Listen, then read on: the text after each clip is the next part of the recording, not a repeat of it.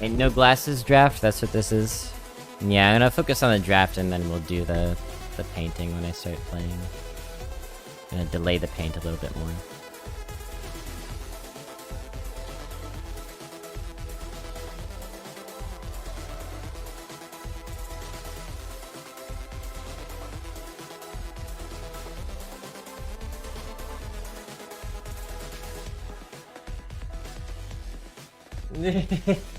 Our secret command. Cheers, Geek Bry. Alright, our mages have been... I don't think we've had a mage that was below infinite this meta, which is perhaps begging for a bad run for me to mention that, but...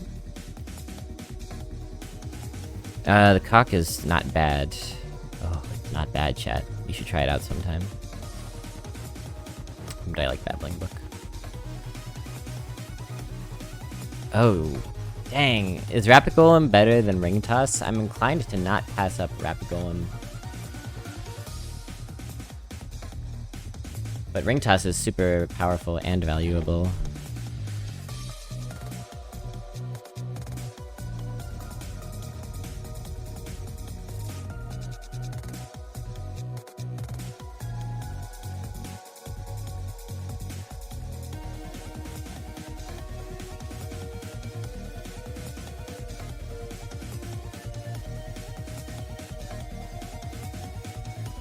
You like Toss? I think it's the Golem. Like, Golem's such a good win con. I don't know for sure.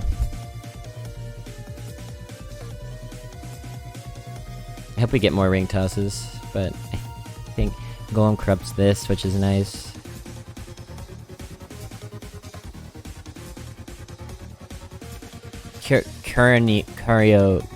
Cardio Collector.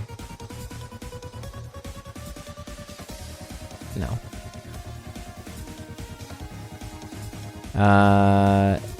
Control a secret. Well, maybe, but this is just generally good. Frost spell, 3 mana, 3/4. We sure could use a 3-drop. We might pick up frost spells, sure.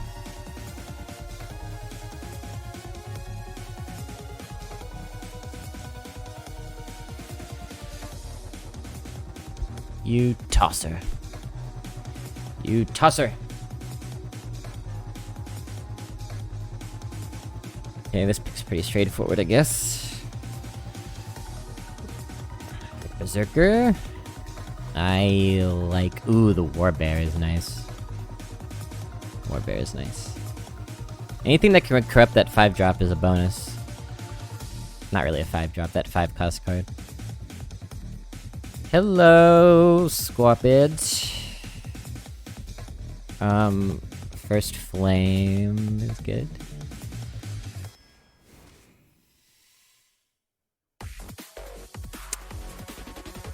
The Bomber could be correct. I'm gonna take this, it corrupts the 5 and also heals us, which could be relevant. This is the draw the spell one, right?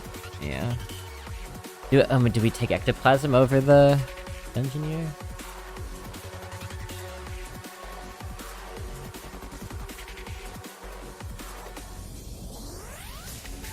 Identical win rates.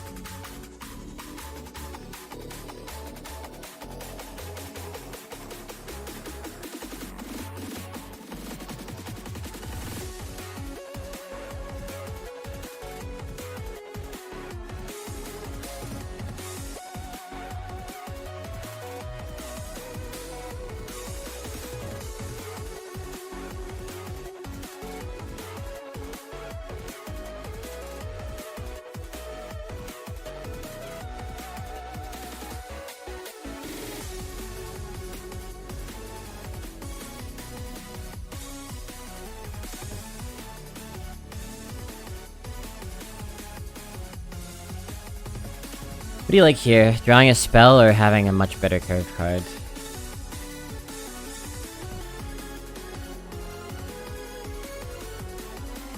Seems like right now our late game is our strong card.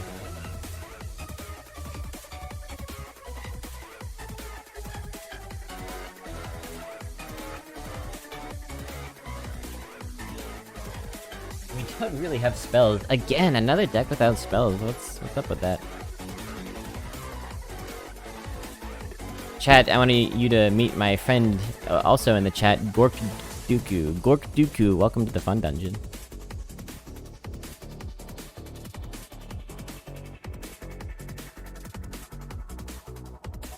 You like the ectoplasm? I think they do too.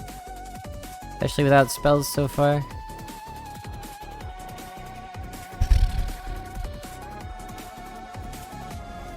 I don't want too many 7s. This would be fine, but what does this get me? Babbling book? That's pretty good. I'll take this. Secret killing's always nice. Bigoted boy or brave? Brave is nice in mage. I think I want the brave. In another class, I probably would have taken the 8. 2 drop. More first flame, or I think I like that one. History buff is nice. Still no spells. Why am I in such a spell dry streak? It's so weird. And annoying. You know, I want to be able to have fun while I play. Wouldn't that be nice? Is it a Witch's Cauldron ever here? You like the cauldron?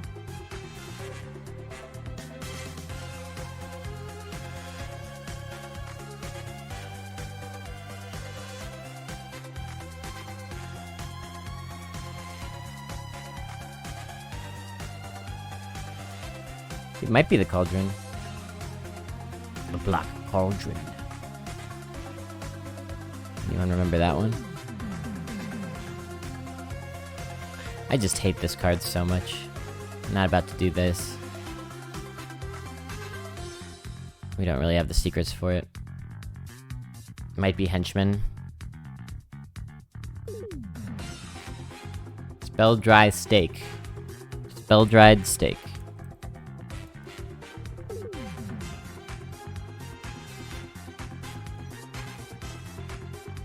Sunstruck versus witches. Similar win rates, actually. The cauldron has beaten me up before, actually, so maybe we'll try it out. We really like Voodoo Doll and Mage. Can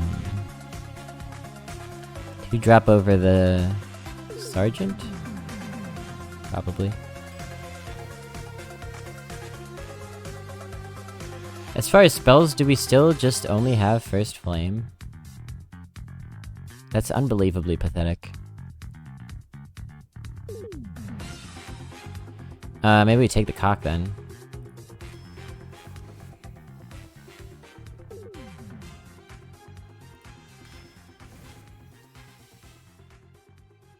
I'm about to have 6 flames in this deck. Maybe we actually just want the 4-drop.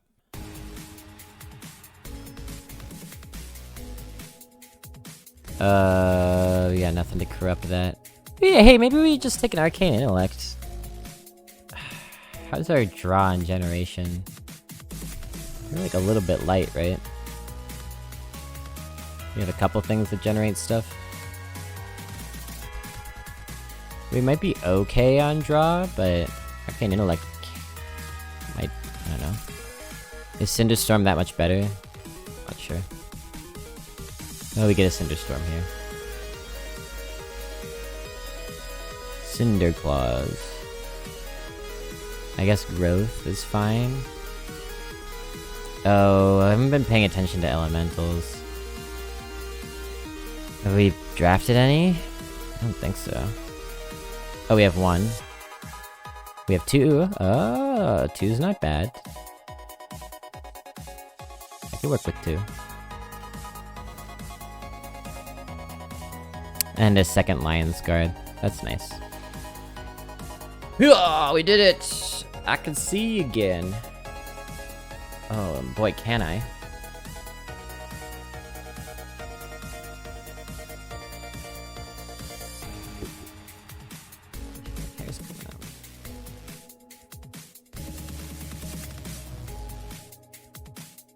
Hey, 5. 1, 2, 3, 4, 5.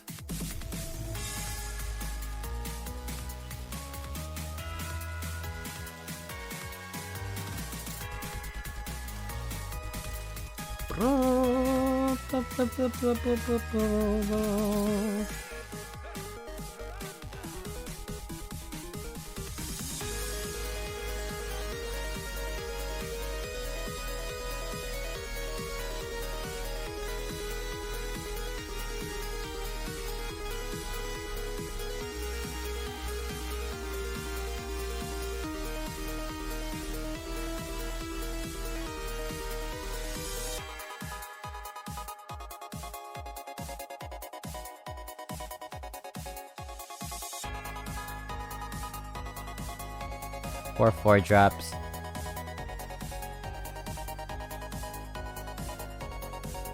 Throw it away.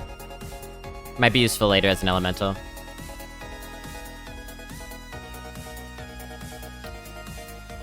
Alright.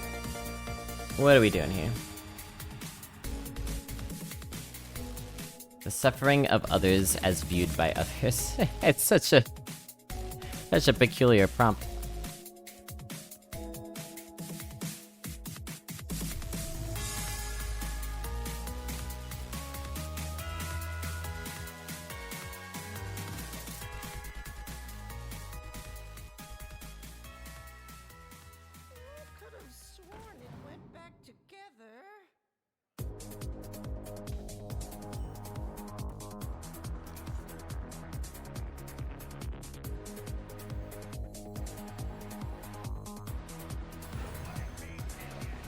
I really don't know how to think about that. The suffering of others as viewed by others. Does that mean people seeing their own suffering? Or is it other people's suffering viewed by other people?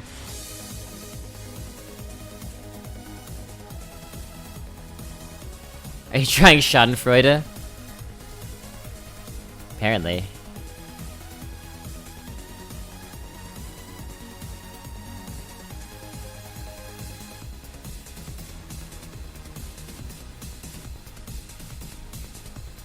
Okay.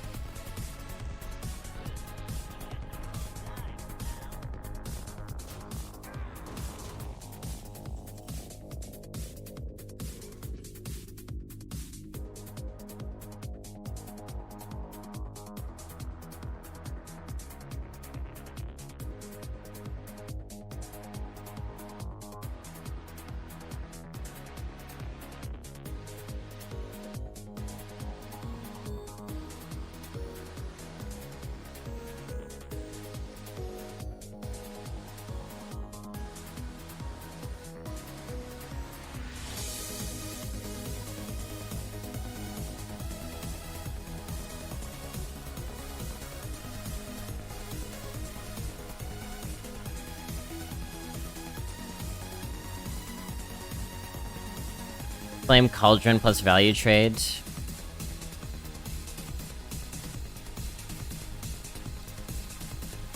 Maybe.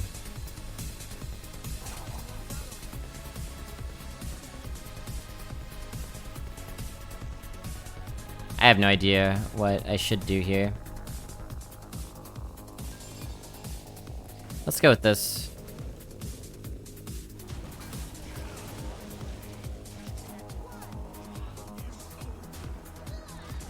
Yeah, it kinda works out. The rush is nice.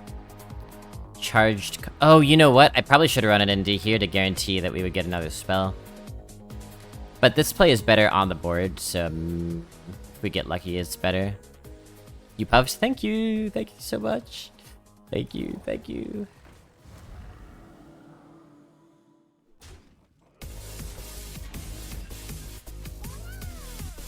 Yeah, this ain't great. The charged call. Yeah.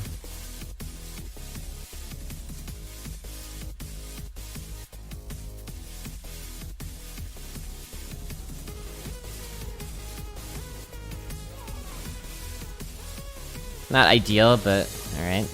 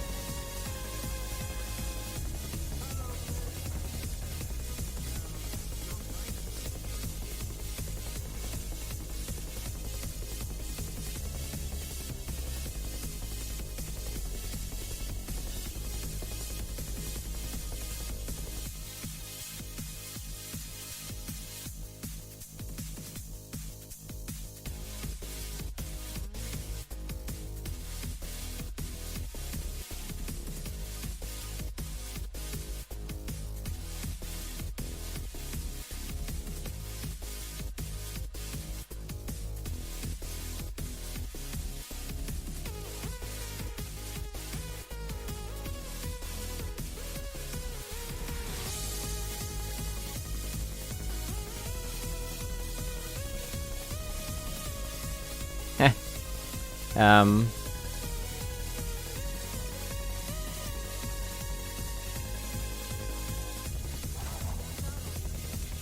Well, you know what we could do? We don't have to hero power the voodoo doll. We could just do this. That way this'll die, and we can play Warbear unencumbered.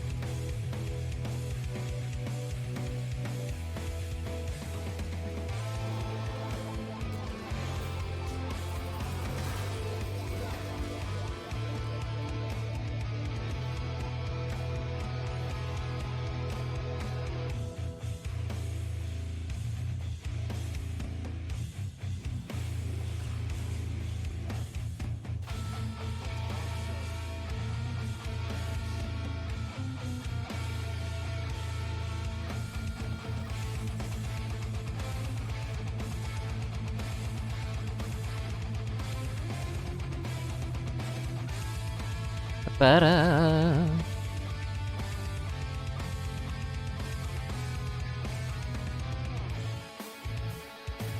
Primordial Protector, they get a 5 cost. That could be against all odds. It could be Holy whatever the heck. Holy Water.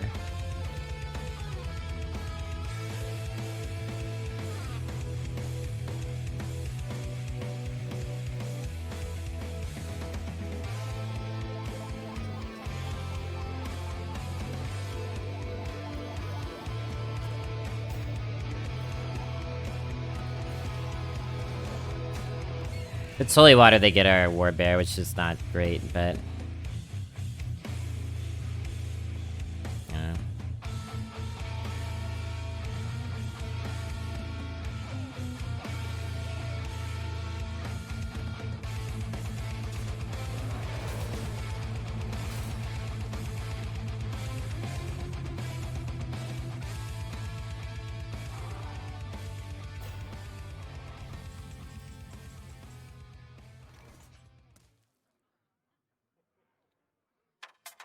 Where's our cone of cold?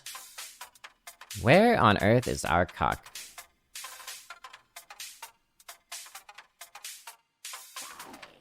I believe we are gonna be losing this game.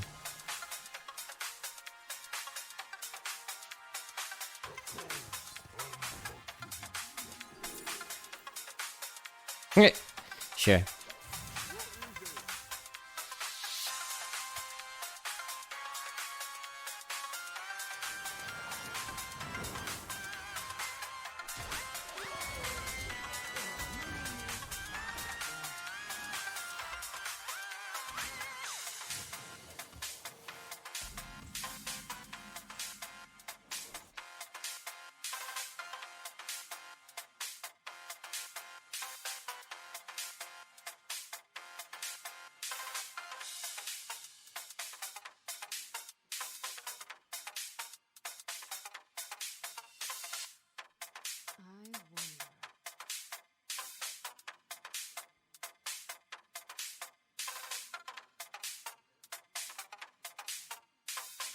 Will you sing classic pop style to this song? Like, freestyle classic Sinatra lyrics over Cryptid the Necro Dancer? I probably will not do that. Doesn't sound like something I can do.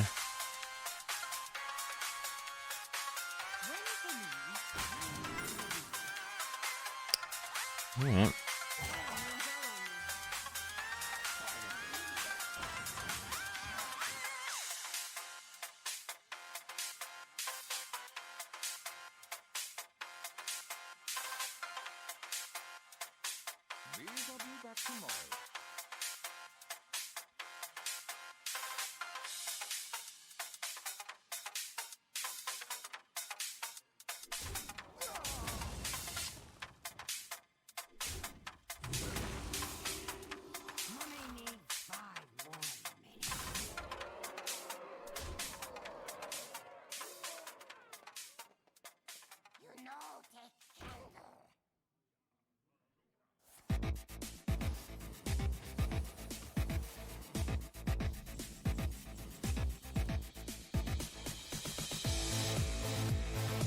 Not something you can do with that attitude. Fair enough.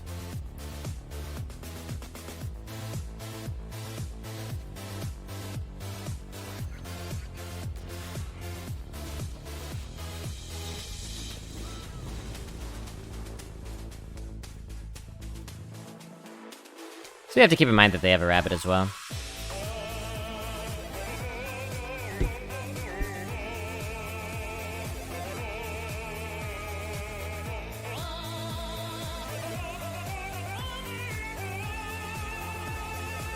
I don't really think we can wait until, like, an actual proper good grand finale.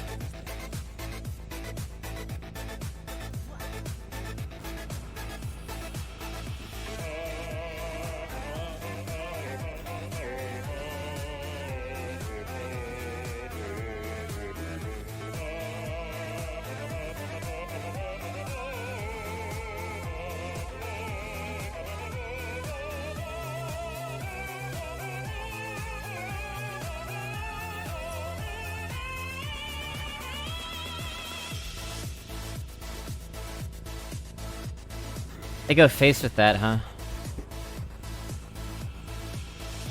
Yeah, really interesting choice to go face there. I understand why. I don't necessarily agree, because now we happen to top deck this and we can do some stuff.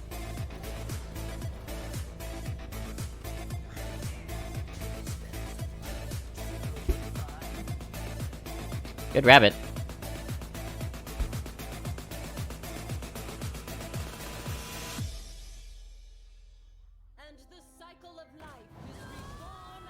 No!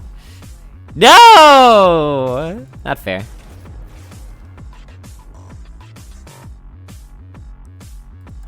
Terrible first game.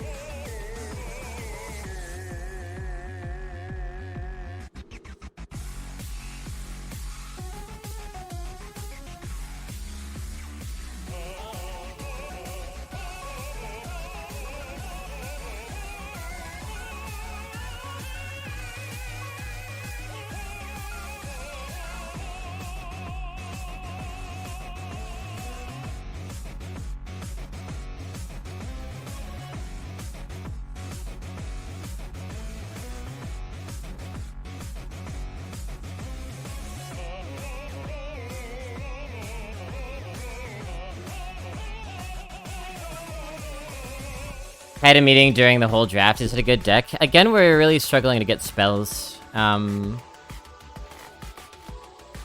It's got some promising tools. I wouldn't necessarily call it a good deck.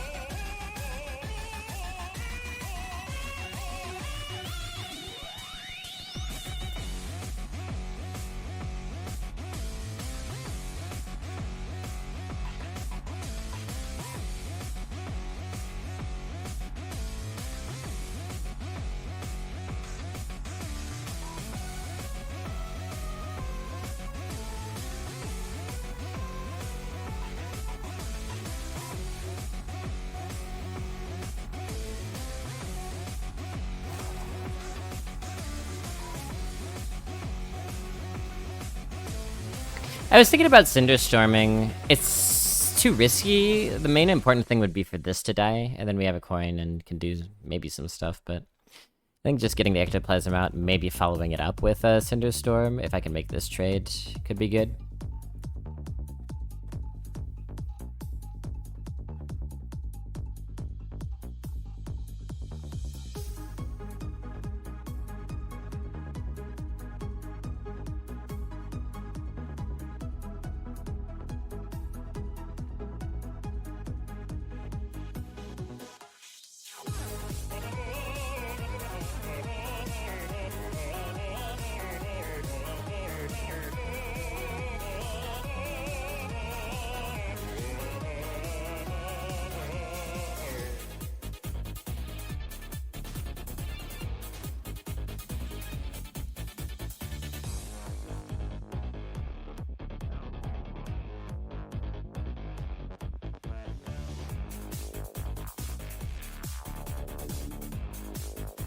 If I trade here, I can play the Scoundrel. Do we like that? Do we like that move? Maybe Cone of Colds here?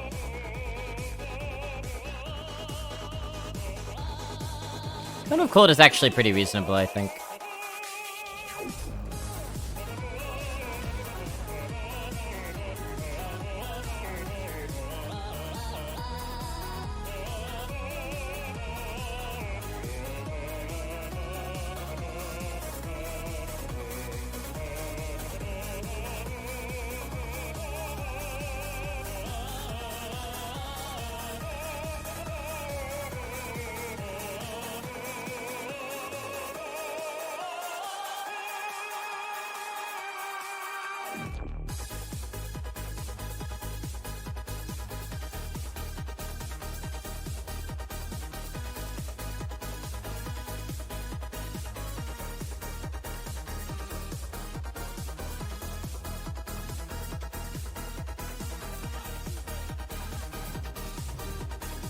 The last film you watched? Oh, nobody's ever done a review of the last film I've watched before. That's kind of nice. Oh, nobody's ever offered me to become famous before. That's kind of nice.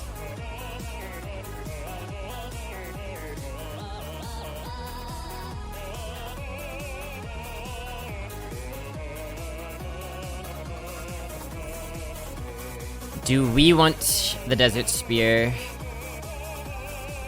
We will be ahead on the board. Do we want the Rustrot Viper?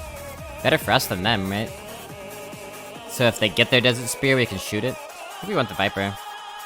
Because it's not like we have a weapon for them to kill, so... Seems good.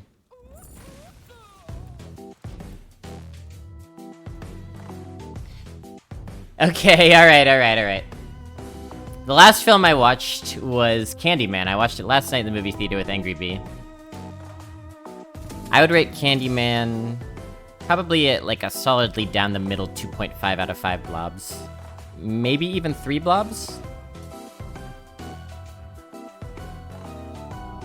I thought that like so many reboots, it was a movie at war with itself because it's trying to be like a reboot and sort of a sequel to the original Candyman slasher movie. Which, you know, slasher movies are gauche and exploitative.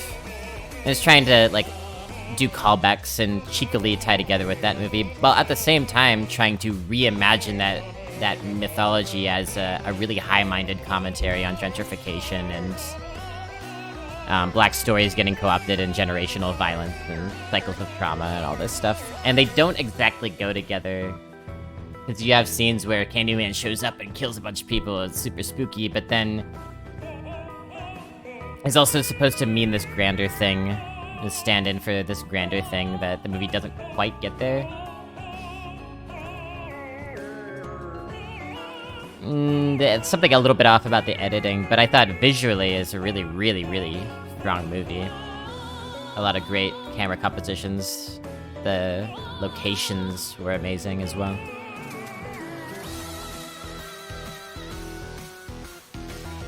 Now, the first film I watched, who directed it? Actually, that's an interesting... I don't know what to do here.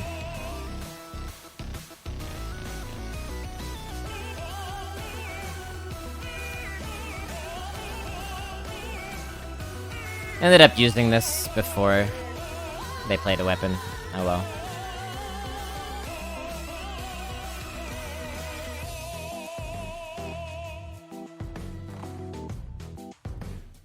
The director of Candyman is Nia DaCosta. Nia DaCosta is a black woman, and the reason this is notable is, first of all, people never give black women directing jobs. It's, like, basically unheard of.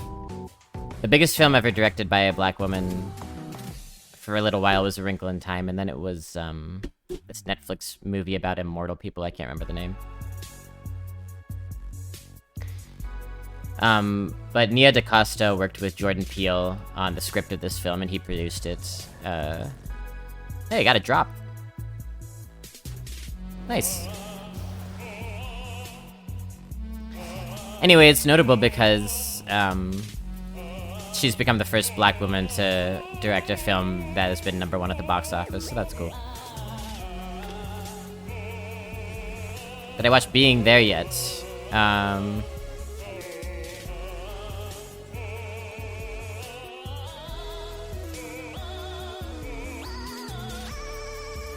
That was an Ice Cube movie, right?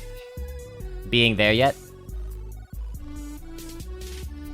Kappa.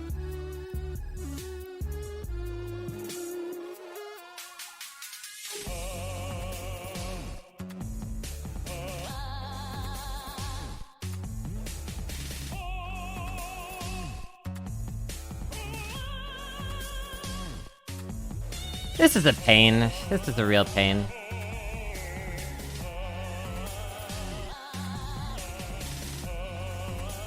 There's so many things I want to do this turn, but I absolutely have to kill that rhinoceros.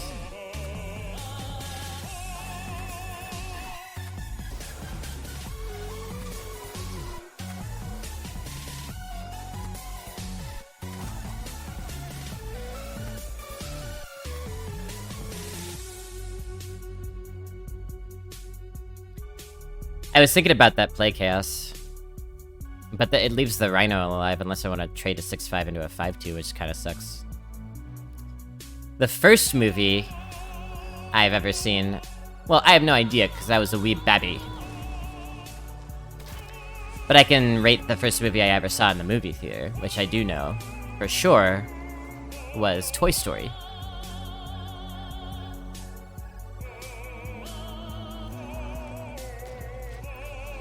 And chat, this is a rare one, but I'm gonna hit you with the straight-up 5 out of 5 blobs. I think Toy Story is a phenomenal movie. I think it was a groundbreaking movie. It was the first of its form as far as 3D animation, computer-animated movies go. And it's also, quite frankly, still one of the best 3D computer-animated movies. It just, like, they nailed it on the first try. It's like Super Mario 64, you know? How'd they do it so good on the first try? Well, it's because they were very careful about what subject matter they used, because, like, computer-generated imagery was not really at the place where it could make convincing human skin, so they made a story about toys, because it's much easier to render plastic than skin. That's why they show Andy, but they don't really show any other humans very much, Andy and Sid. And they look kind of gross, to be honest.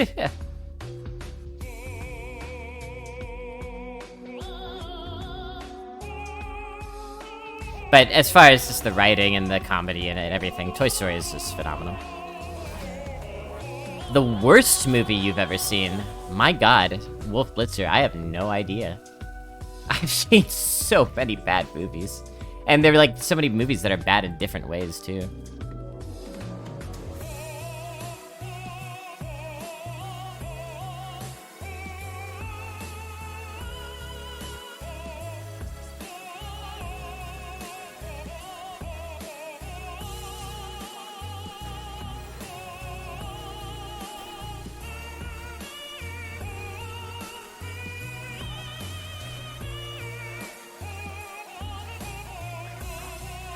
Toy Story 1 is great and holds up. Yeah, it absolutely holds up.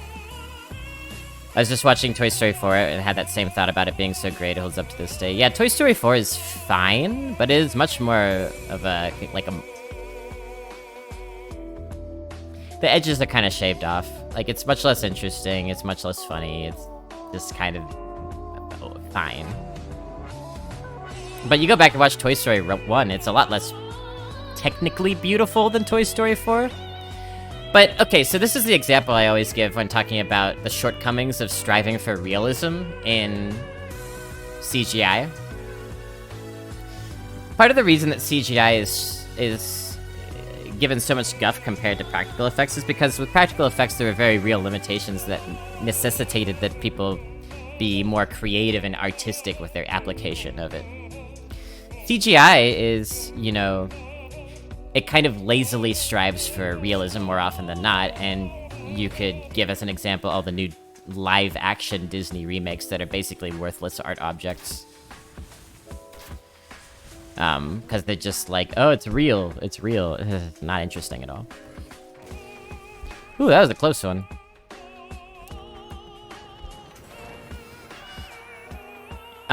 Toy Story 4 versus Toy Story 1 is a great illustration of this, because in Toy Story 4, the world is beautiful, it's very well rendered, the grass is nice, there's a lot of pretty colors, but it's like, striving for this realism that's just less interesting, and we see that in the animal in Toy Story 4. It's a cat. They go to this knick-knack shop, and there's a cat there. The cat terrorizes them. The cat's supposed to be this big scary thing. But the cat is fine, but it's kind of a boring character, because it looks just like a cat. It's just like a CGI cat. Compare this to Toy Story 1, and remembering how terrifying the dog Scud was. If you look back at images of Scud from that movie, it looks all fucked up. It doesn't look like a dog, really. It's a more, like, abstracted, scarier, much more evocative design of a dog. Because they couldn't really shoot for realism, so they had to do something more interesting. Scud is a character that traumatized me when I was a kid. It traumatized my nephew when he watched Toy Story for the first time. He would freak out about the dog. It's an evocative character design. The cat is just kind of there. The worst movie I've ever watched. I'll tell you, the only movie that straight up knocked me out in the movie theater was Batman v Superman. I could not remain conscious for that one.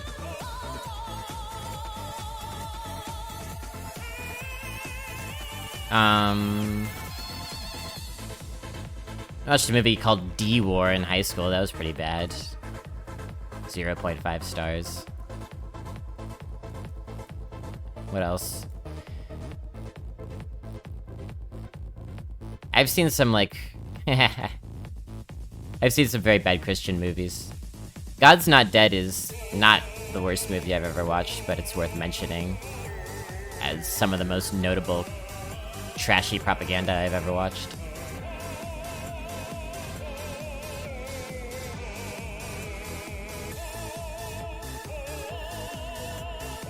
The worst movie I ever watched that was a huge mainstream success might have been Avengers Endgame. I hated that movie so much. The most boring movie I have ever watched.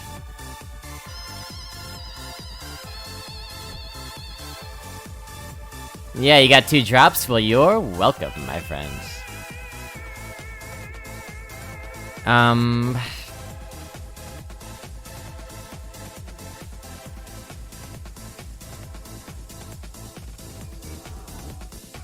Let's do this. Enjoy your spell, Hallie.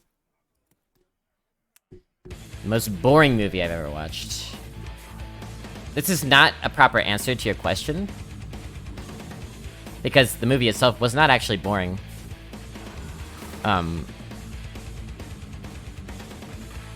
But the most ridiculously long and drawn-out movie I've ever watched is a film called...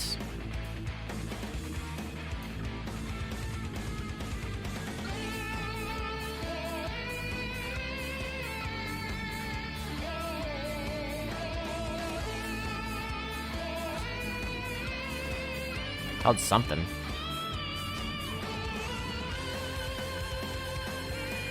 Seton Tango.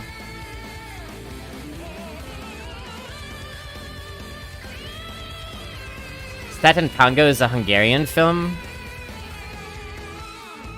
A 1994 film. Black and white epic. That is...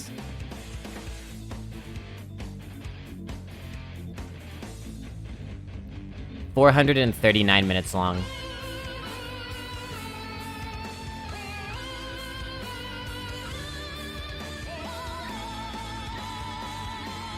That's 7 hours and 30 minutes. So although the film was good, and therefore maybe it was not boring, in its form it was the most boring. Hey, Omniflask. With this deck, I don't know if we're winning. But we did good with our last deck. Actually, I should update that. I should probably do my turn and then update them. But I'll live on the edge, you know?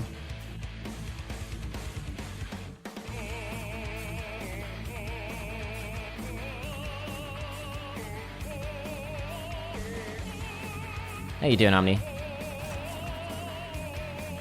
Omni-Man.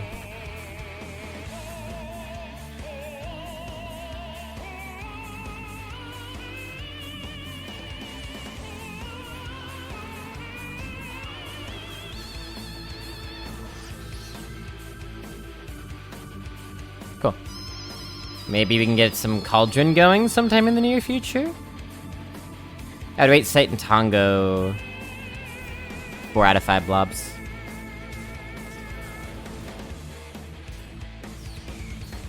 The actual most boring movie I've watched? I don't know. I'd have to think about it. I have not seen 1900. Doing great. Back to school today. Had a great lecture. Feeling positive. Fantastic. Fantastic to hear.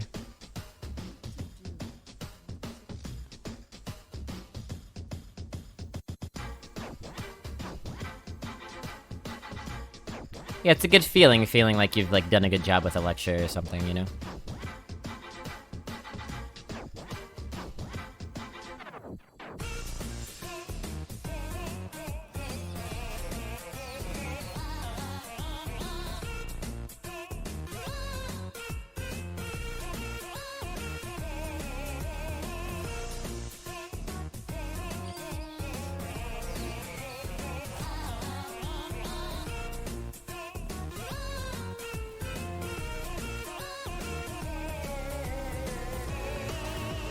I was gonna amalgam. I decided to get the spell.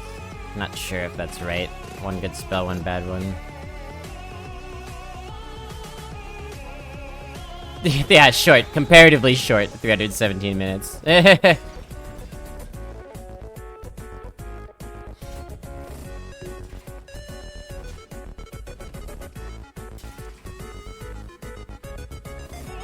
What, are you on like a cooldown for something?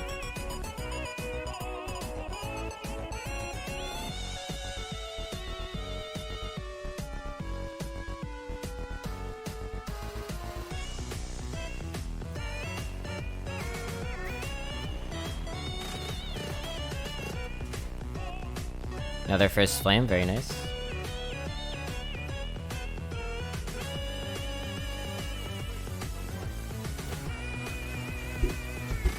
Oh, I see. I'll tell you what. Wait, this gets killed and then the buckler procs, did they realize? It's not really good for them. We have to use this because we want to get the golem down for sure, for sure. Totally worth using the first flame there. Now,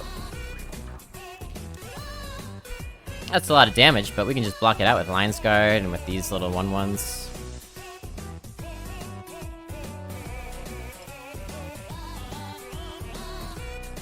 Oh, right, the website. Yeah, yeah. Oh, we're already 4 minutes away? Very good. You're in very good hands. Okay.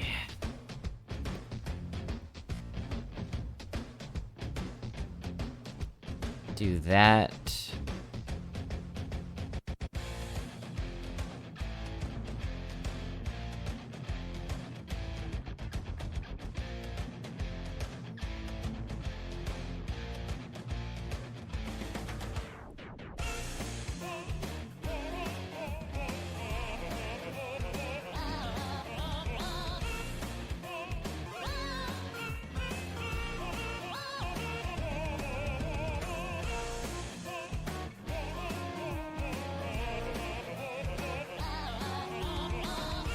I got another drop.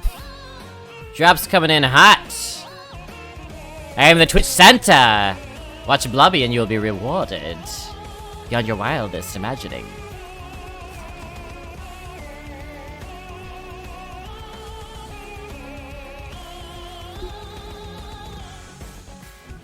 I'm really struggling to see the play here, but I'm just gonna do this.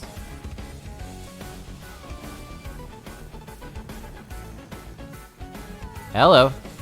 Get that damage in. Thank you. This is a perfectly acceptable play. I was trying to get some play where maybe we could also ping face and get the Lion's Guard down, but it doesn't seem necessary.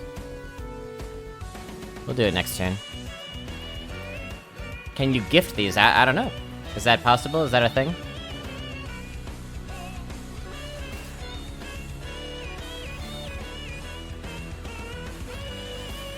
Phew.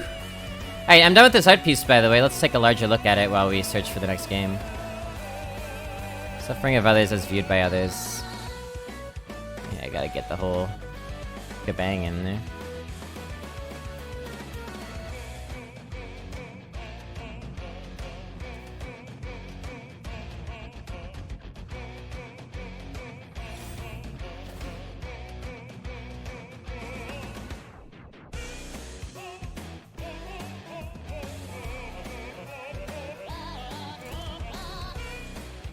Edgy!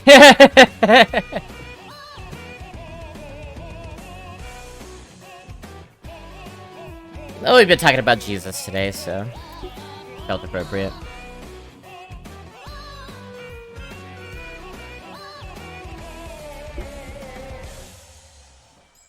This is the life.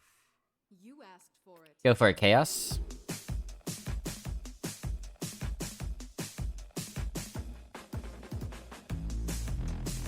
Probably take that away.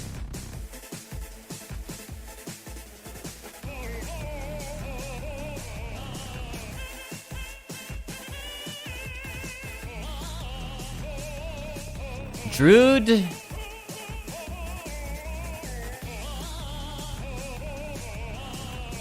Don't see a lot of druids anymore.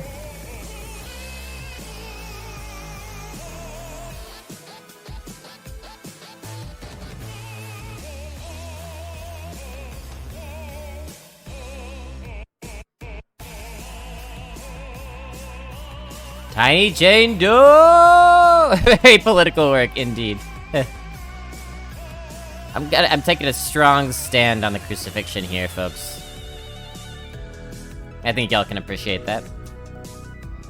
Dane, how are you doing? My tiny friend. The PNG. What? What was the prompt you gave it again, Chaos? This is an AI-generated image that Chaos has linked.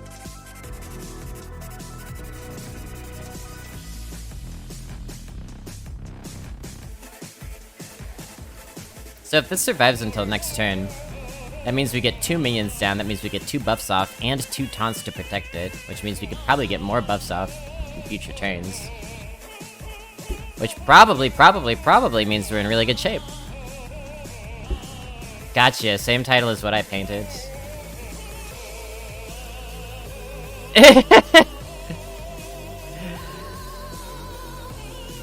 I can see it. This person looks like they're witnessing some suffering.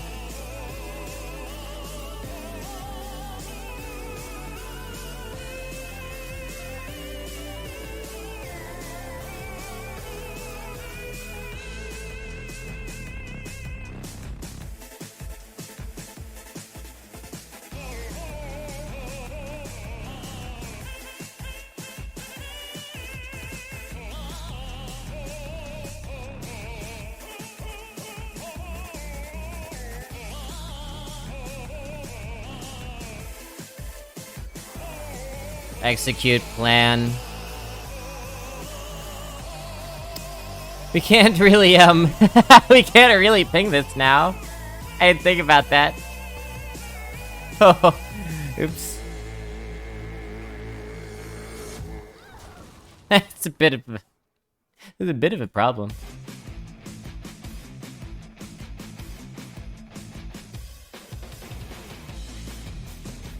Cannot complain, it's a bit busy both work and personal life, but full of good things. Hell yeah, hell yeah, hell yeah. I'm expecting it for it all to catch on fire ASAP. Yeah, there's an expression for that, I can't remember.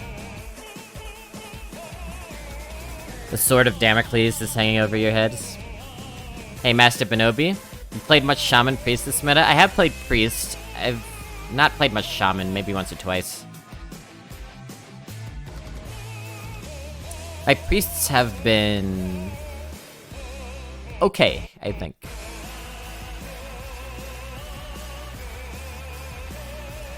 This is a Don't doll now.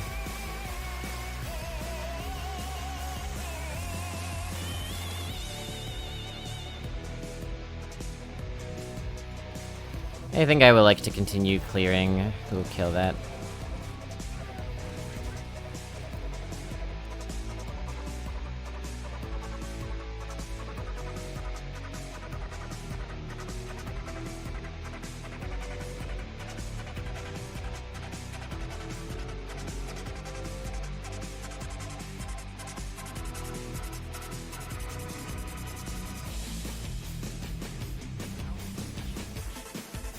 Dad, I want to introduce you to my friend who's entered the channel. Choose Lease. Choose Lease, welcome.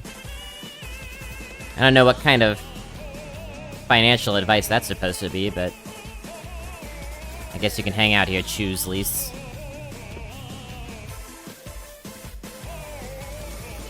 We could do it, we just have to first flame it. Kinda funny.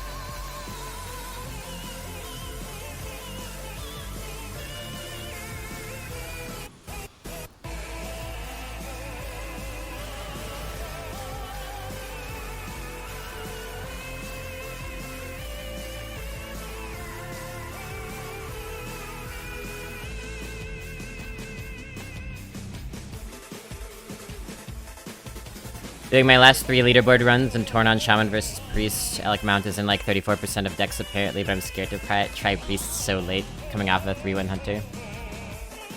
Well, let me see how my Shaman did. I have to look back here.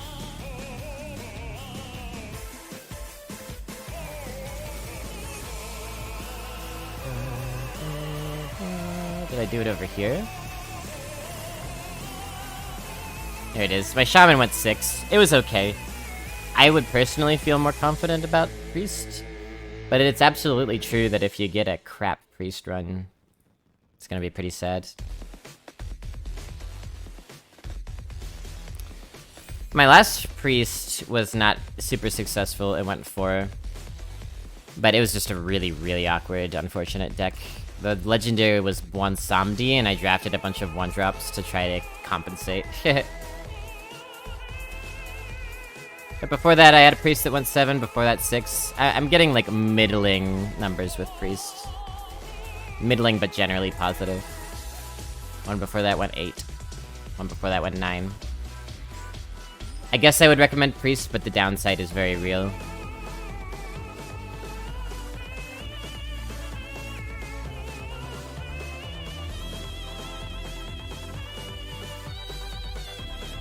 Santa Storm might be good against a hunter in the early game.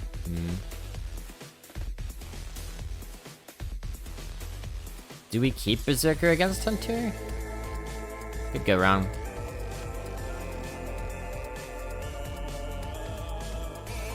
Impending doomsaying, yeah. Some sort of sense of hovering dread. I feel that.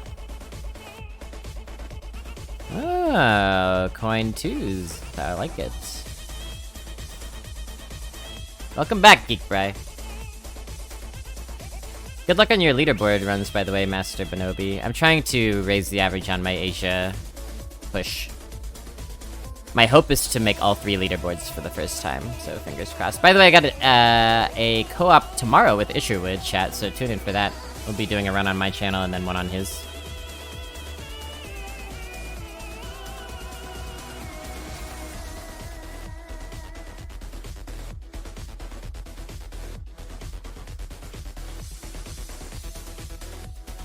The artificial imbecility locked onto the word suffering and went from there with what it was fed as suffering. Yeah.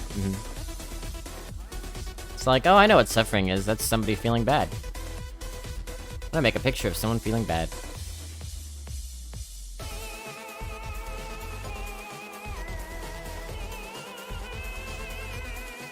I'll be busy tomorrow. Fine. Thanks, Blobby. I got 2 packs. Nice, Honksta. Nice. Packs have been coming fast and loose today. Must have been that good word I put in for all of you with Blizzards. I told them my chat deserves it. My chat earns it, in fact.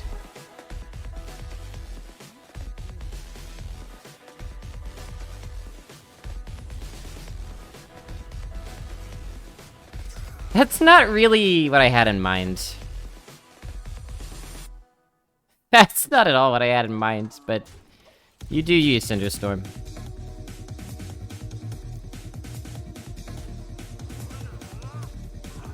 Bobby is the real Santa of Twitch, and just the real Santa in general. It's like a Tim Allen situation.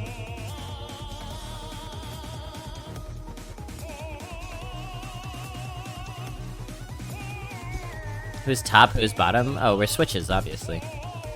Nintendo Switches.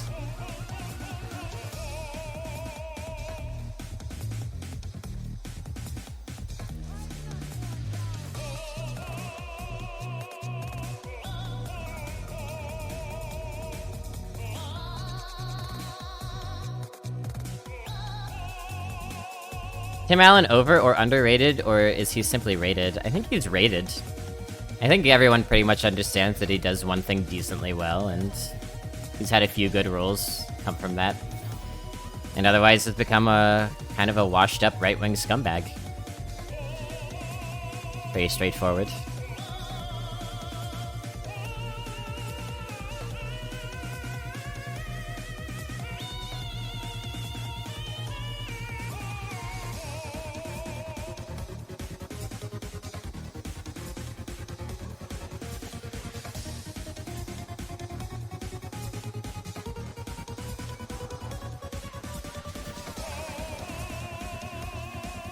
They're gonna get us down pretty quickly, health-wise.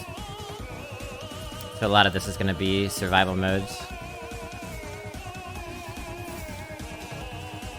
He's good in Galaxy Quest, and he's good in Toy Story. Otherwise, meh.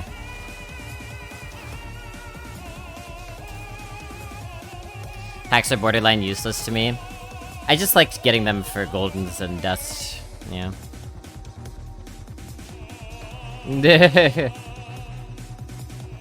I should be a critic? Well, have I got news for you. Will we be able to corrupt this and play it before this? Maybe not.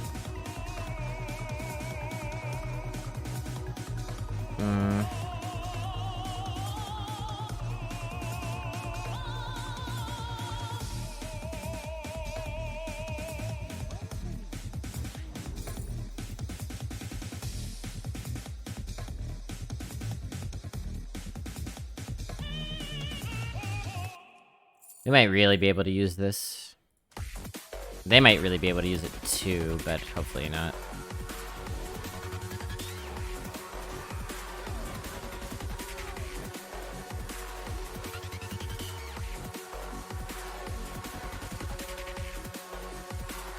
We might use Firework Elemental next turn to set up for Grand Finale. Play Firework Elemental and taunt it, that's kind of what I'm thinking.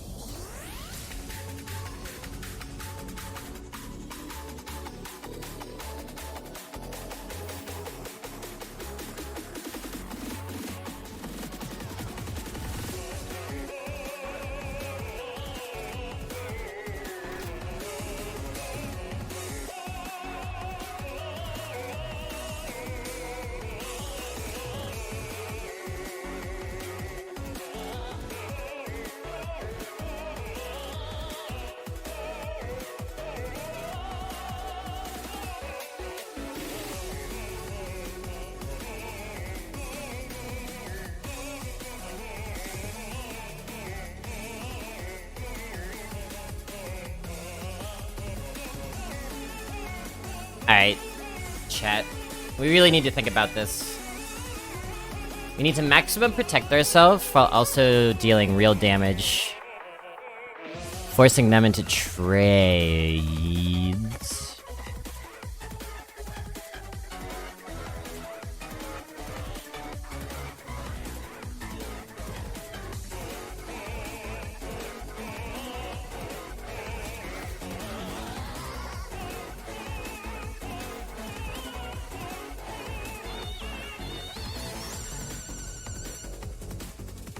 Should we trade? We should trade. I think we should trade. Because Grand Finale gets us there, right? If it sticks. More likely to stick. Yeah, okay. Sure.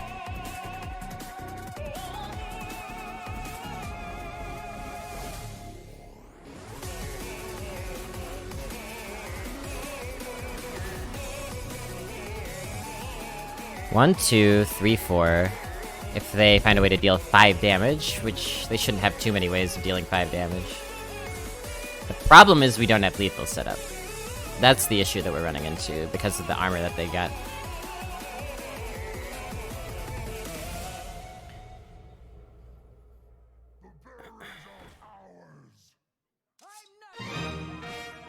Oh. Interesting, interesting.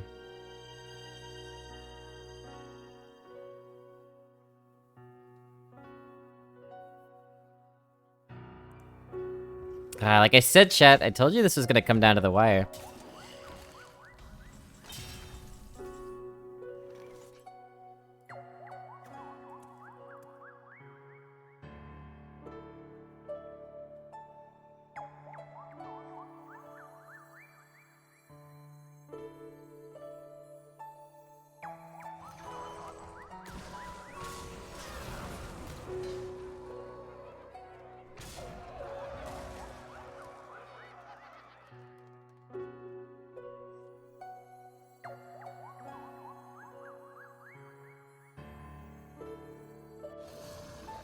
Now they need 4 damage to kill me. No, that's not true. They need 5 damage, or they need to get through that taunt and deal 4 extra damage. I think we may have squeezed out a double, yeah. Though I hate to speak too soon. Oof. Gotta acclimate to these glasses. They're giving me a bit of a headache. New glasses.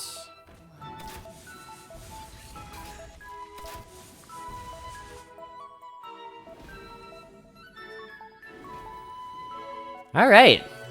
Alright, chat! Yeah!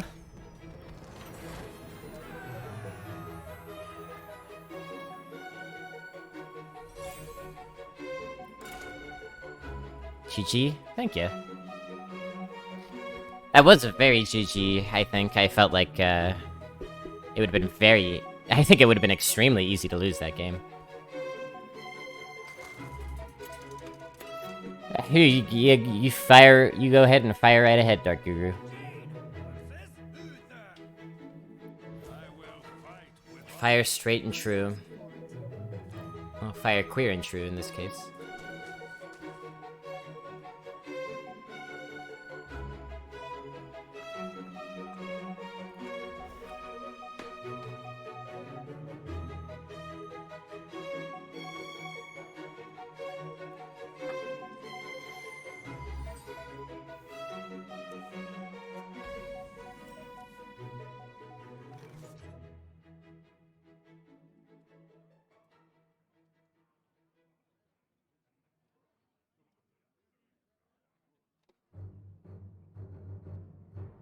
Shoot your mental load onto this chat.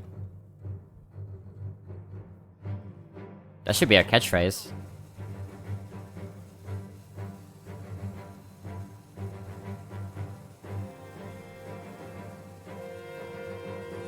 I guess this should go first in case we want to use the hero power to kill something next turn.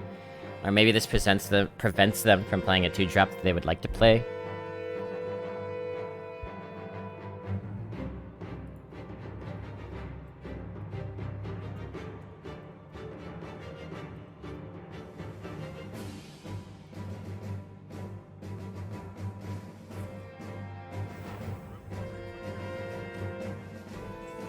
I like that. I think that's worth remembering. Because it's only a 1-1, I think I'll play the Thrasher and go face here. You can get this Frenzy, it's kinda nice. Well, you hear that? Somebody's expressed a boundary, chat, and we need to respect that. Consent is sexy, so... You may...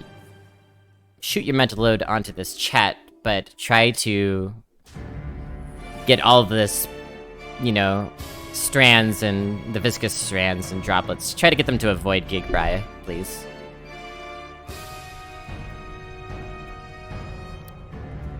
Ah, rude.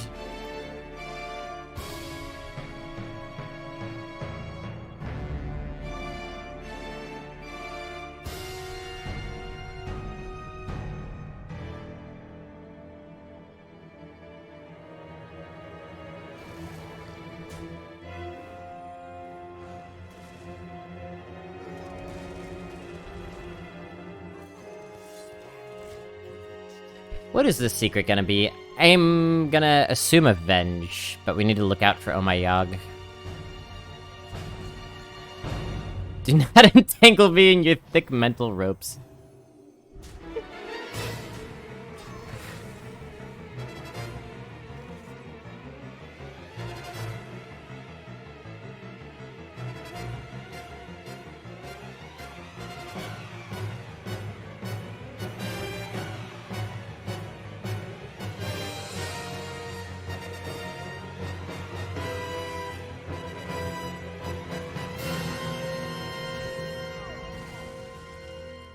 Not Avenge.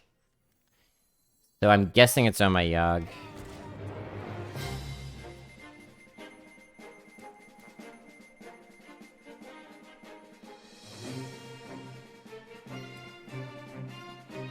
So if the last few thousand people left on Earth were mostly gay, do you think it would be harder to repopulate? Just was thinking about how Christians have a thing with not being gay. But it seems like it's all about not being able to reproduce unnatural. Well, it's about a lot of things, Dark Guru, although that is one of the reasons that they give.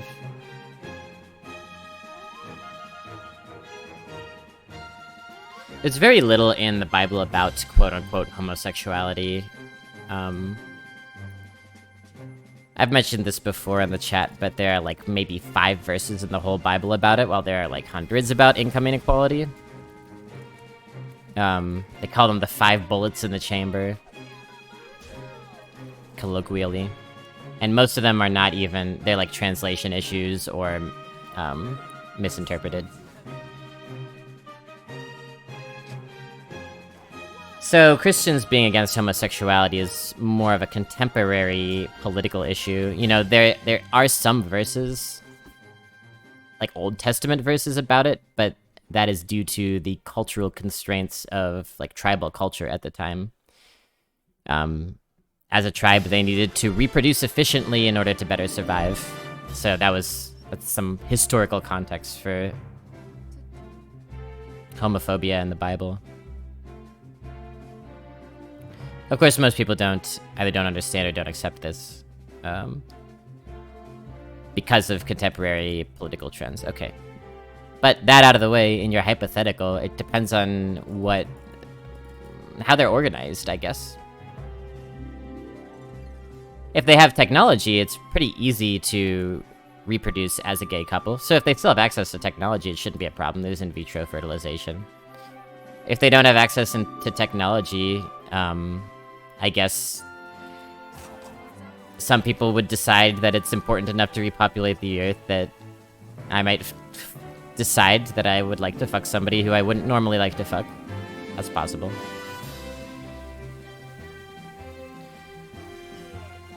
I think the idea that homosexuality is bad because it goes against the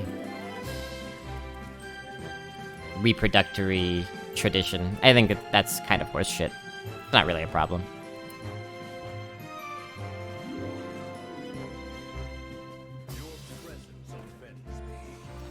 But just like prosperity gospel Christians are compelled to accumulate wealth, certain strains of Christianity, even certain strains of Catholicism are against, you know, like condoms, contraceptives. And it's because of this biblical, you know, go forth and multiply thing.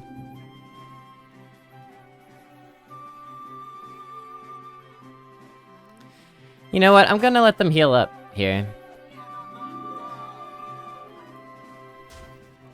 Hello? Oh.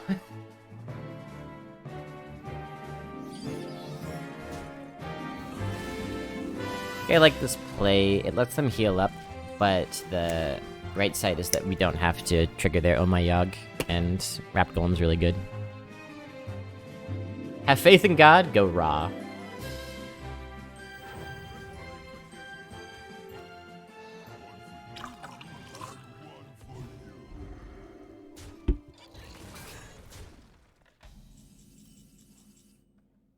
True. I have faith that God will only let through the little Siemens that are supposed to get through. I believe in God's plan.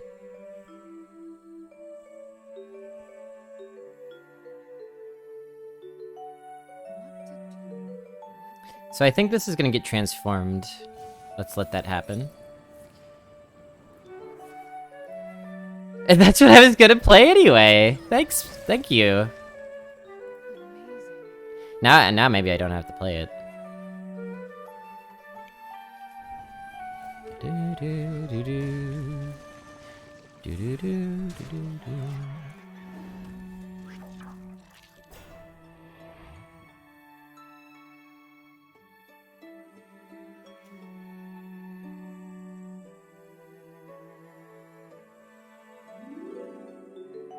If you are gay and you put your penis in a lady consensually, it doesn't fall off and break forever. Yeah, you just have to close your eyes and think of Idris Elba.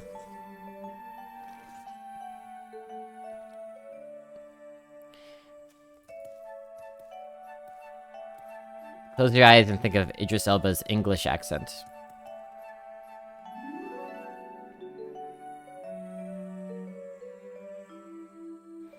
We might be able to win without them busting this open if we do this. Actually, wait. 3-5.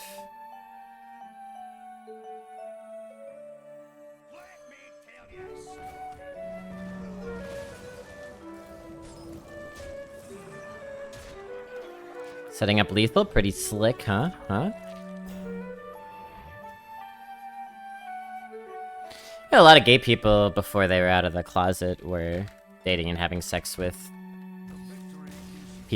members of the gender that they're not attracted to. Sometimes as a beard, as a way of hiding their sexuality, and sometimes because they don't really know that they're gay yet, even though they feel like something's wrong deep down. They're just trying to perform what is normal and what they feel like they should perform. At least in this apocalyptic scenario, they could be intentional about it.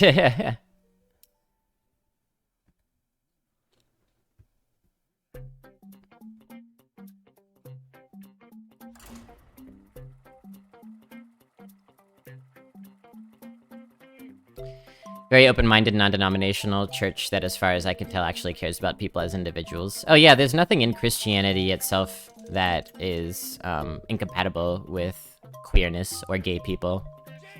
It's just the worst kinds of Christianity that take that position.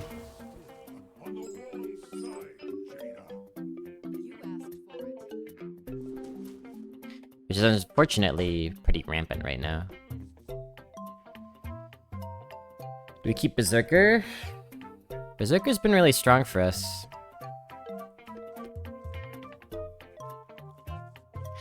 Ryan Gosling and Idris Elba. Oh yeah, if you're... especially if you're gay and poly. That sounds like a good time to me. I am pro Ryan Gosling and Idris Elba. If you're not dreaming of Ryan Reynolds, you're not straight. If you're not... it's a double negative. If you're not dreaming of Ryan Reynolds, you're not straight. So if you are dreaming of Ryan Reynolds, you're gay.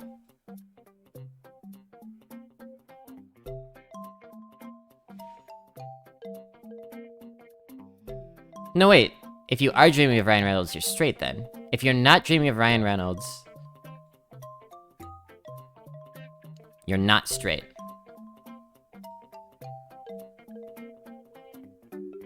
So people who aren't dreaming are gay.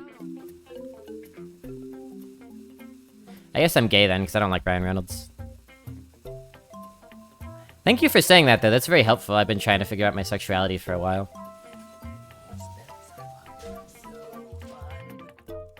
It's about as good a turn as any as we're gonna get to Conjure Mana Biscuit, I suppose.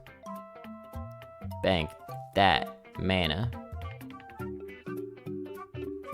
Ryan Gosling is the one true Ryan. Yeah, I'm in the Gosling camp. You actually like Ryan Reynolds? I don't know if I didn't think anybody existed who actually liked Ryan Reynolds. I thought they were all just like bots on Reddit.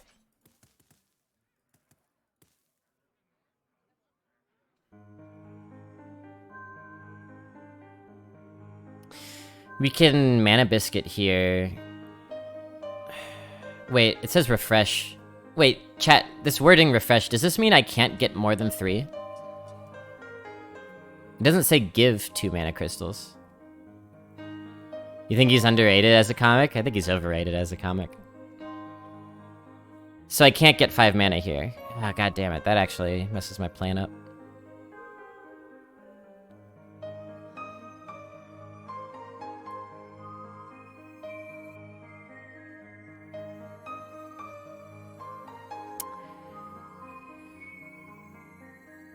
Guess I'm just gonna do this then. Maybe I should have run the 1/1 in. I'm just gonna let them do something and then I'll respond.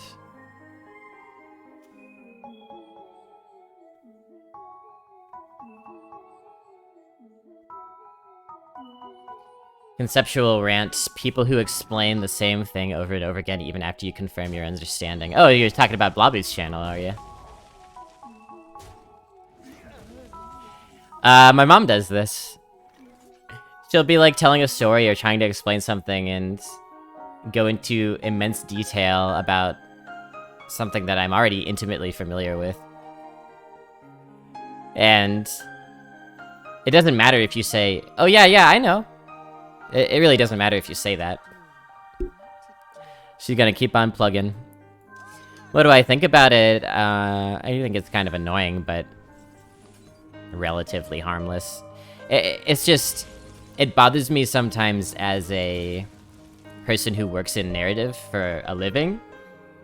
and spends all my time trying to think about how to craft the best narratives. Hearing these run-on stories with all these ancillary, unimportant details and explanations and expositions for things that we're already aware of. It just hurts a little bit of my storytelling sensibility, but I guess that's more of a personal problem.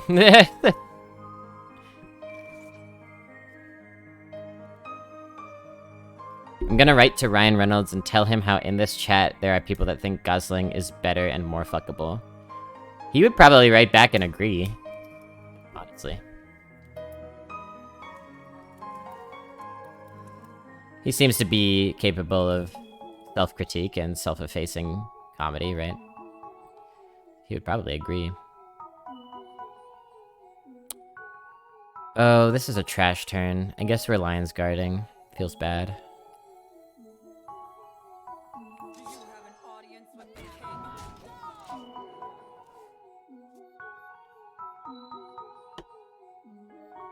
Just had a frustrating convo with a customer telling me the address and what kind of trees they have, and the address again, and the trees again, and awkward silence, and then the tree again. I guess some people are just anxious, and they feel the need to say it again and again because they've been burned in the past by people not listening. That's where it comes from for some people. Some people just like to hear themselves talk. It just really depends on the person, I guess. Yeah. Typical men? Are you making a sweeping assumption about men chaos? Because if you are, I agree with you. Men do tend to talk from a position of expertise, whether they have some or not.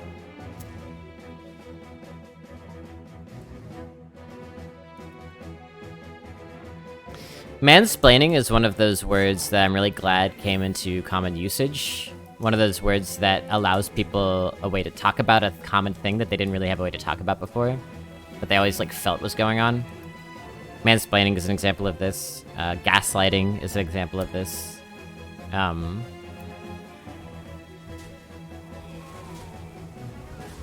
There are also negative examples where phrases get kind of... their context gets corrupted by common usage, but... Karen, I'm really glad that Karen is in the common lexicon now. Because that was something that always... a phenomenon that always bothered me, but I never had a way to really talk about or understand exactly what was going on there.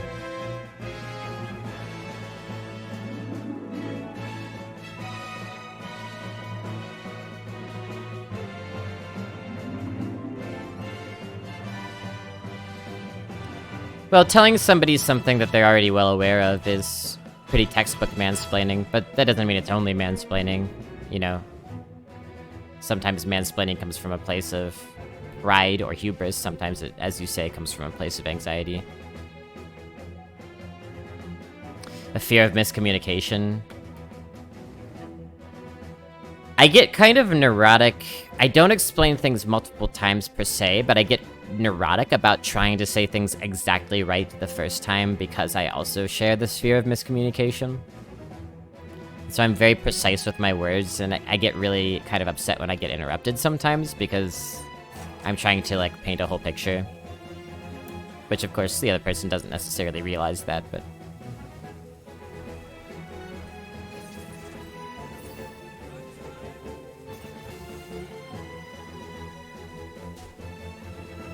Kill the 5-4. Second best.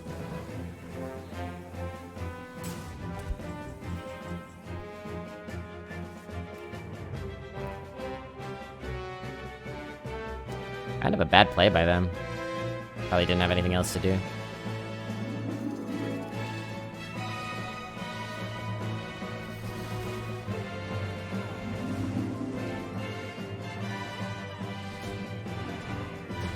I think we just keep going face. Probably the only way we get there. I struggle if the other person isn't giving me feedback that we're on the same page. It bugs me out when I'm talking to somebody who's on their phone. Like, it really triggers me.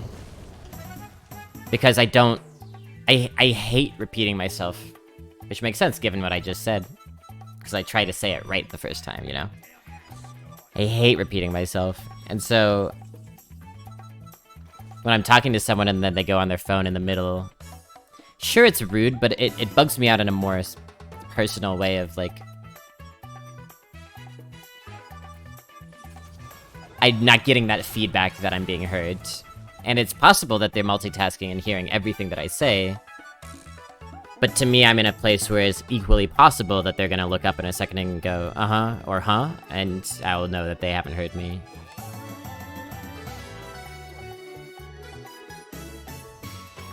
I hate repeating myself, Blobby says. I hate repeating myself.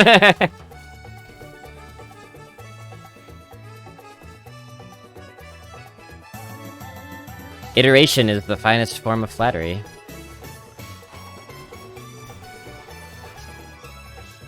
Circus medic.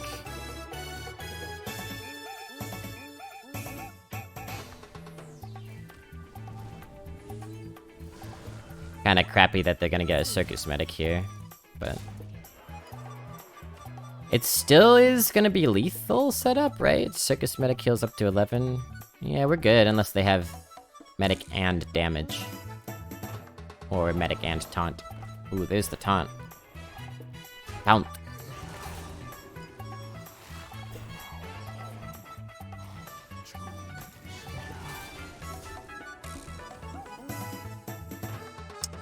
That's a good pickup. We definitely need cards right now.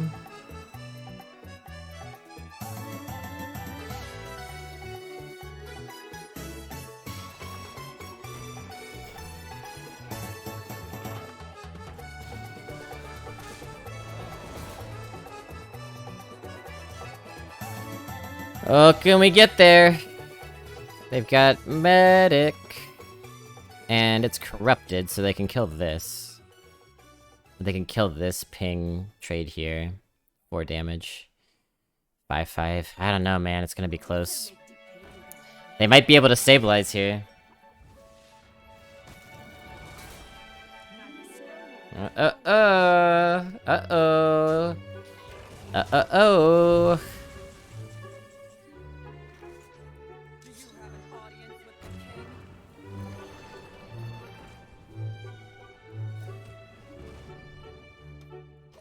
I'm gonna just poke at their face.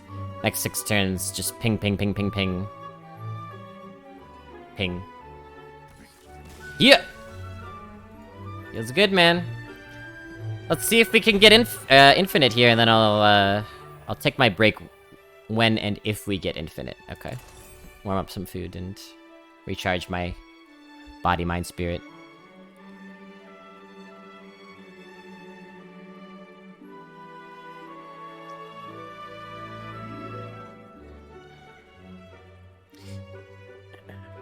More of a worry I cannot communicate effectively and not that the other person's incapable. Yeah. I have this, like, weird... Again, it's like a, like a neurosis about completion when it comes to communicating.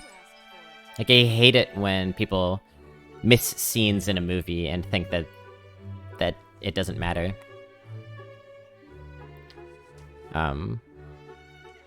Or tune out for, like, part of a conversation. Because I feel like, oh, everything builds on everything else, so... So I kept this because we don't have a ton of 2-drops. I ended up getting another 2-drop, which makes this keep pretty bad, because we don't get the double mule, but... It's still fine.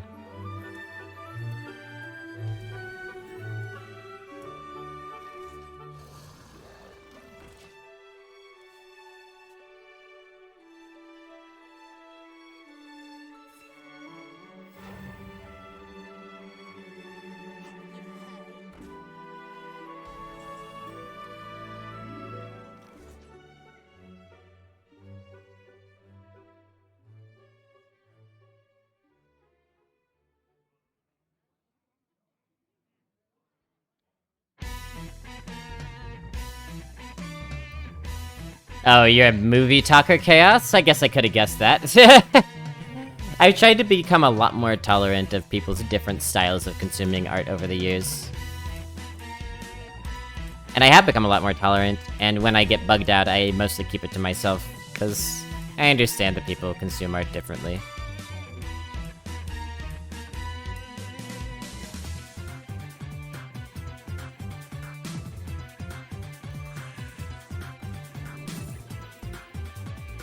And it can be, you know, like, ableist to feel like everyone should appreciate art in the same way. I'll take a wildfire, maybe? That could really come in handy here. It also might be too slow. We could play it next turn.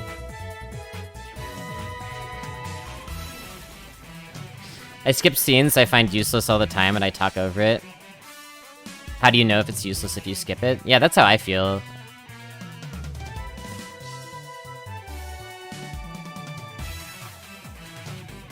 Oh, it's 99% sex scenes.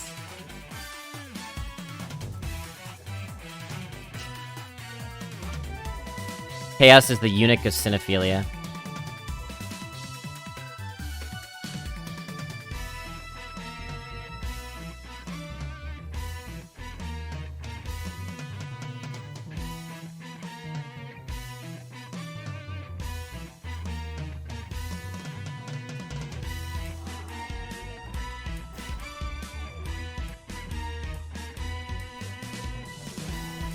I was trying to figure out if I could get a wildfire down there.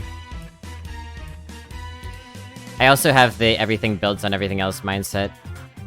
And one kind of negative consequence is I can't really start media that takes too much time to consume. Yeah, I feel that. Like, if a show has hundreds of episodes, people will have lists of the episodes to watch, or scenes to skip, so that it can be watched with a reasonable time commitment. But I want to watch things chronologically and thoroughly, yeah. Here's the thing about skipping a sex scene that you assume is unimportant. You might be wrong a lot of the time. Sex scenes are sometimes totally unnecessary, but oftentimes they are places for characterization to happen. And you might scoff at that, but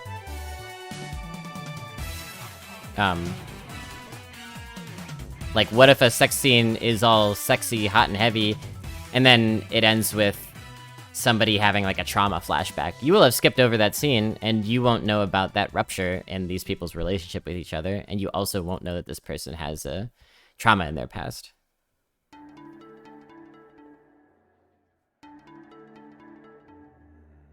Also, I thought you liked tits. It's just weird to be resistant to that indulgence, but not the indulgences of violence on screen. It is a very American perspective, actually, because in America we we like have sex everywhere, plastered on everything, but are also so like paternalistic and puritanical about it. Meanwhile, we also have violence on everything, but it's,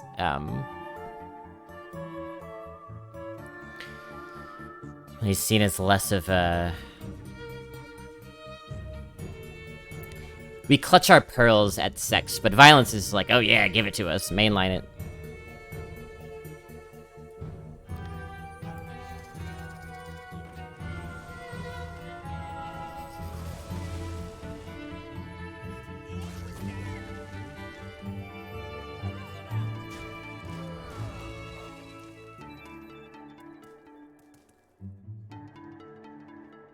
Oh, I see. So you're trying to remain pure and chaste for the rest of the movie, so you cannot be distracted by the tits. I understand. You're sort of like Nietzsche, who thought that masturbation made him a worse writer.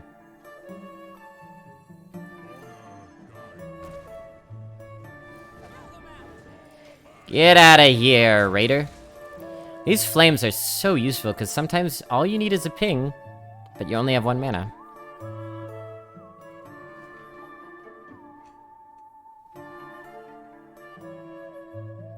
But, like, I don't know if I could think of a worse pet peeve for me than, like, skipping scenes in a movie. That'll, like, drive me up a wall. Or, like, the people who read the Wikipedia summaries of movies and think that, like, that means that they know what the movie is. Because they have consumed the data of the movie. But they haven't consumed anything about the movie, really, other than some plot details, and that's, like, 1/1000th of what a movie is.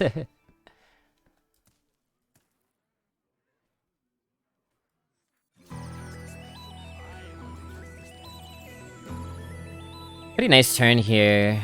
We've got Cock and Snap Freeze for the future. That's really good too.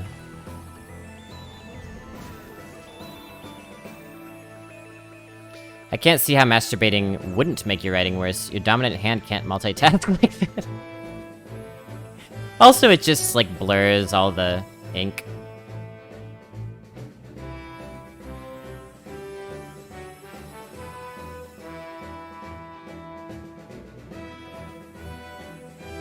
I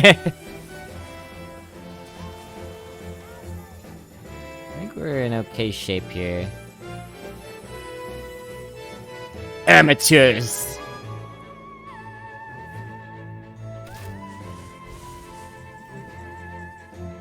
I masturbate to sex scenes in movies while simultaneously writing a film review. Nothing personnel, kid.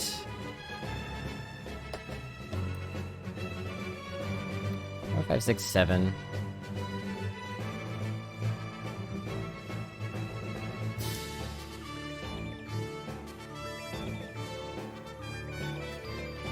I'm not going to use this Snap Freeze as a hard removal. I'm instead going to use it as a tempo delay, because I believe that they will play some minions, and I will be able to use Cock as another tempo delay, and probably just kill them. Also, we might just win here.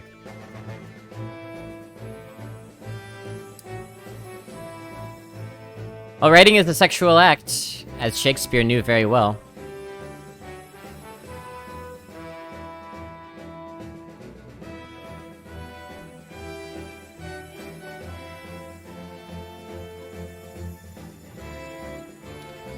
You usually play Arena, or just for today? I usually play Arena, Karmet.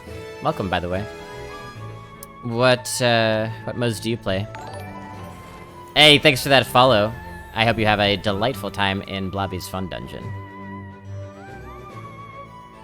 Blobby's Fun Dungeon, where everyone's jacking it and writing beautiful poetry and prose. Quite a place to be.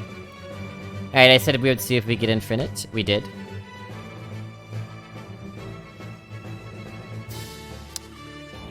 All mental exercises can have a sexual connotation. Sure, sure. All issues from the drive, chat. Hey, Chi. Sweet, yeah, I just play Arena? Yeah, that's what I like to hear, fellow Arena player. I've probably played you at some point or another. Hope you stick around, I'd love to chat with you. But I'm going on break right now. I'm gonna warm up some food.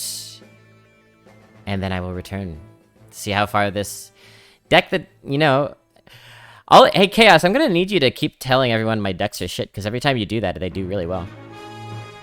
All sex can have a conversational connotation? True. True.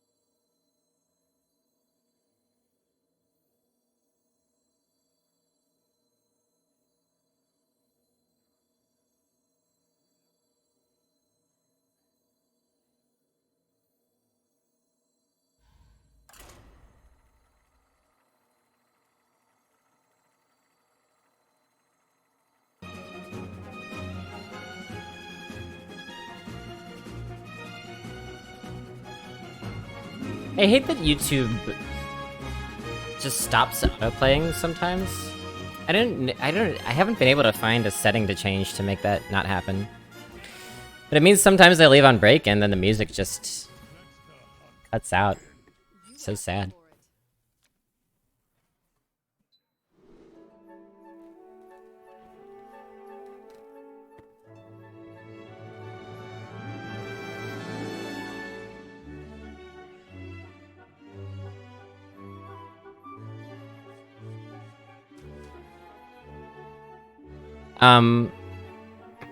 I got some word back from the rest of the house on the whole Ryan conversation.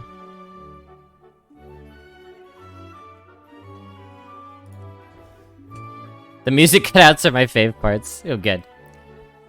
So, some thoughts from Frank and Angry about it.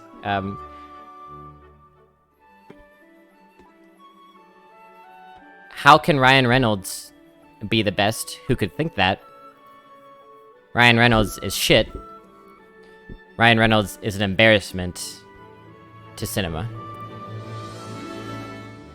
At first, Angry just said Ryan Reynolds is an embarrassment, and Frank asked, to what? And they said, to cinema. So... just added data points.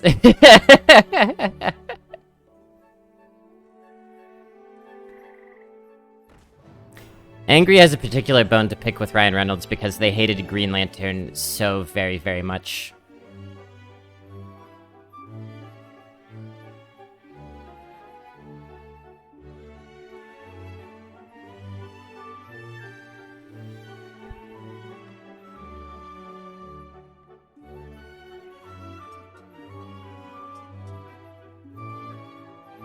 Fallen Hero coin First Flame. Next turn we'll have 3 mana.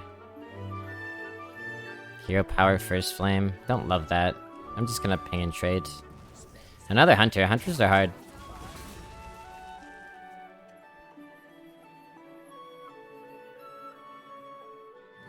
B is on my black book from now on. Racist.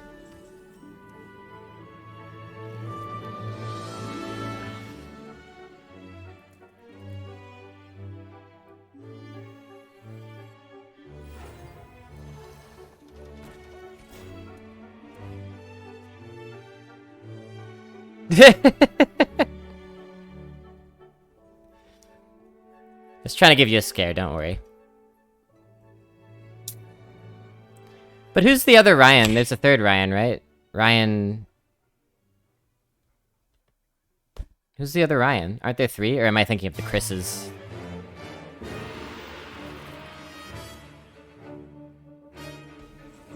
Okay.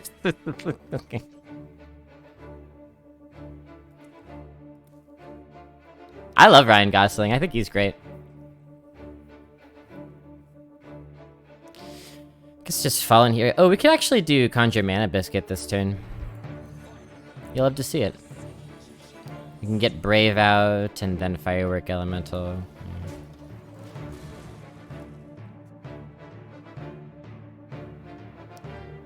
Ryan Pratt, Ryan Prine, and Ryan Messina.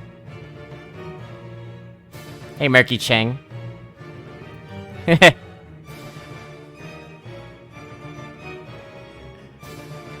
Who's Chris Messina? Should I know this name?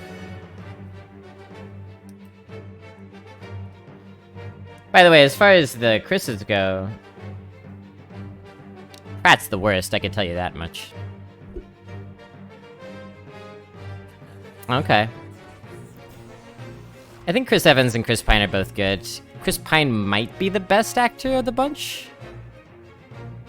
But he's just not been in very good roles to showcase that.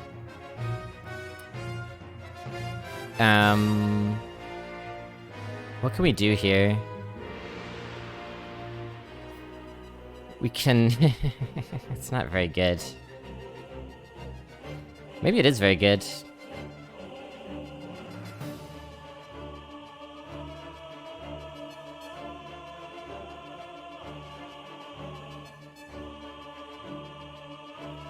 Oh, wait, but it's refresh. I gotta remember that. I can't make that mistake. It's not like a coin.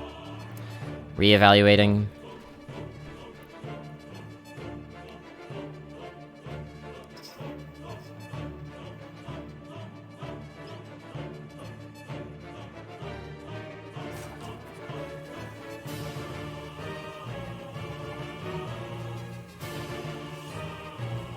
It's not let on that we have 2 of these. We'll use the same.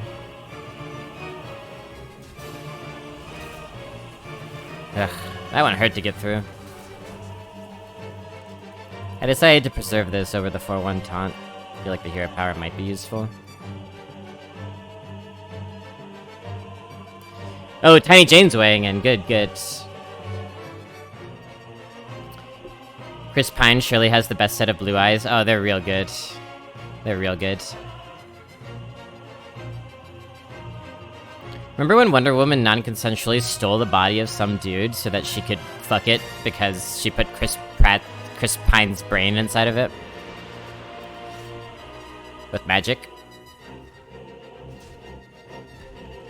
Chris Pratt was great in Parks and Rec. Yeah, he was pretty good in Parks and Rec.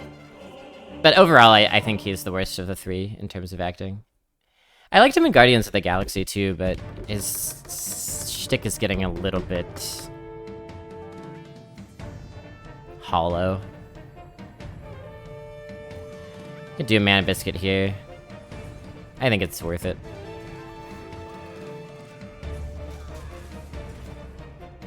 My heart is being stabbed left and right today. I'm sorry, this must be a tough time for you, Chaos. Hotness Reynolds, acting skills, probably Gosling. Sorry, probably Gosling.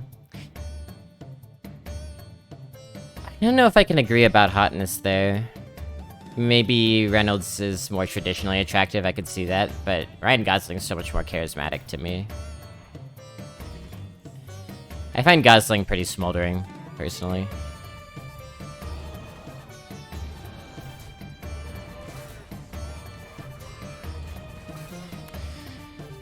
Your walls have crumbled.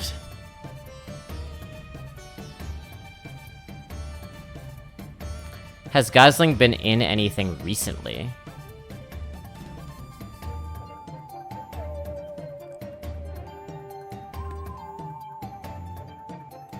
I'm sure he has. What has he been in recently?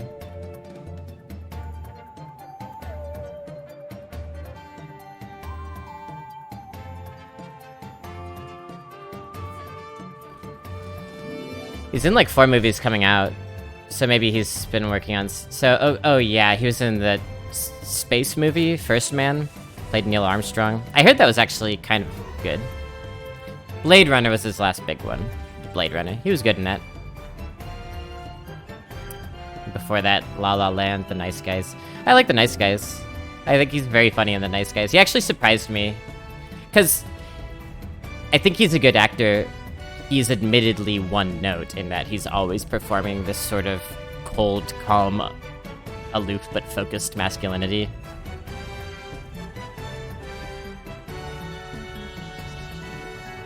But then he did The Nice Guys and it had just a flat-out hilarious comedic physical performance. I was like, okay, this guy's got the stuff. He's not choosing to do that because it's the only thing he can do. Guess we have to do this. We could have Arcane Intellected, but that would have been a gamble.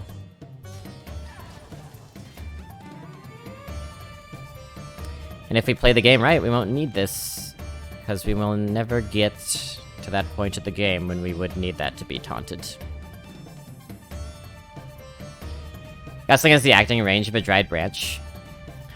I don't agree. I can understand the criticism. He mostly, like I said, is in the same register. But, like, Keanu Reeves has the acting range of a dry branch, and I think Keanu Reeves is a good actor. It's a matter of, like, whether they take the right projects and whether they act well within those projects that they... Like, if you're talking about an actor with narrow range... Yeah, it's about picking the right projects and knowing your place in those projects. Keanu Reeves is really good at that.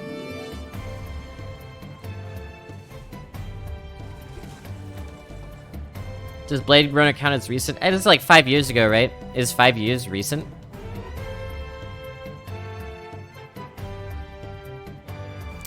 On paper, La La Land should have had me in a pool of emotions, but Gosling didn't do it for me. I got a lot of mixed feelings about La La Land.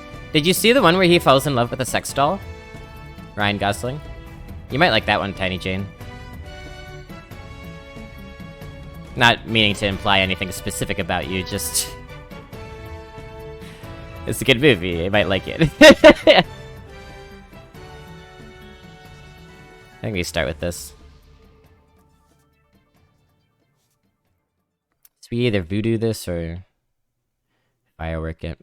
It doesn't really matter much which. Comes with the body, so we should do this, I think.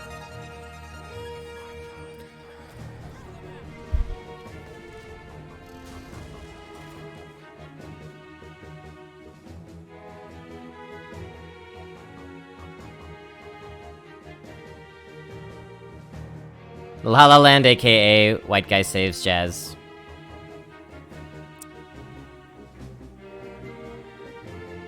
I was talking to somebody online trying to explain that La La Land is one of the things that I made reference to earlier when talking about how white supremacy is always co-opting black stories and black art. Ryan Gosling is a white guy who's trying to save jazz in the movie. I was trying to explain why this is troublesome in terms of like co-opting a culture's art. Why it's like a thing. Why it's a thing that's worth talking about to somebody. And they were very aggressively against the idea that there was anything wrong with that whatsoever. I later learned they're a white jazz player.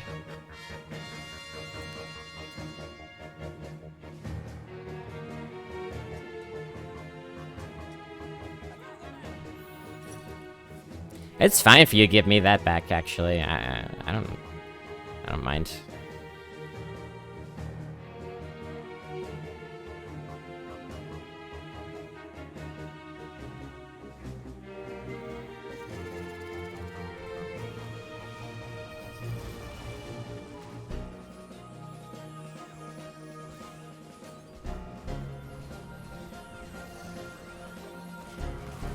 I don't know, I'm just kind of doing stuff here.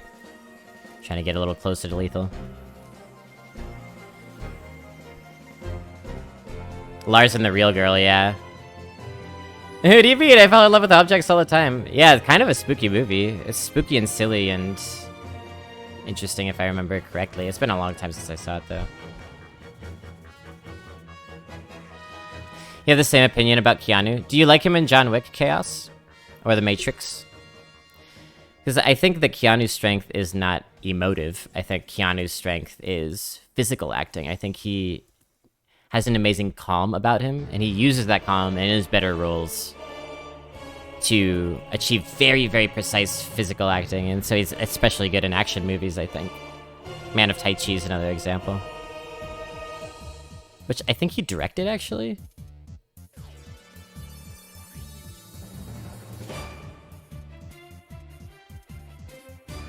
What's our approach here?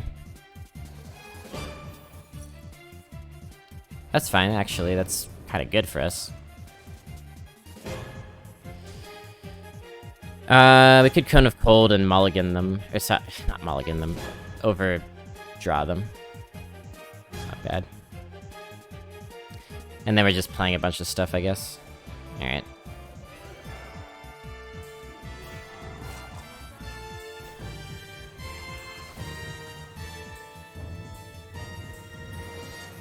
Rabbit. I mean, their hand is just all 1/1s.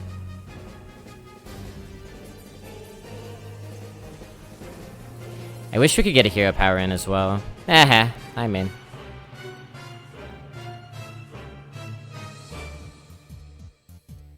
John Wick is a character is written in a way that Keanu can deliver.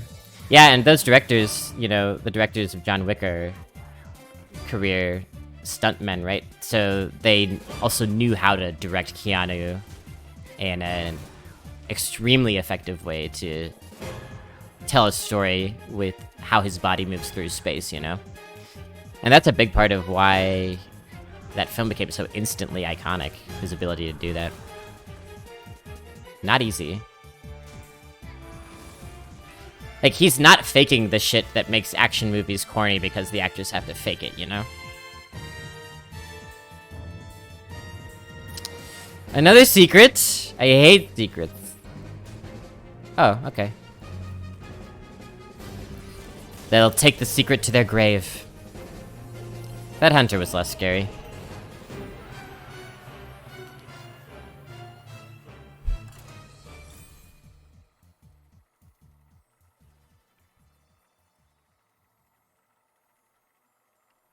La La Land was very bad in more ways than one. Who even liked La La Land? A lot of people at the time liked La La Land a lot. And then maybe it soured on them. Maybe they got called out a little bit for the white savior narrative. But I'll tell you what, La La Land, I'm grateful to La La Land. It's a shit musical for starters. There's a couple of songs in it I like, but overall pretty unimpressive as a musical, yeah.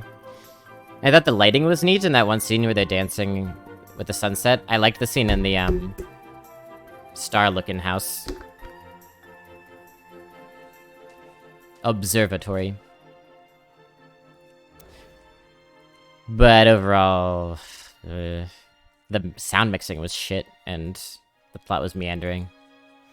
But I want to say I am very, very grateful to La La Land for providing us with possibly the best Oscar moment of all time. Very possibly.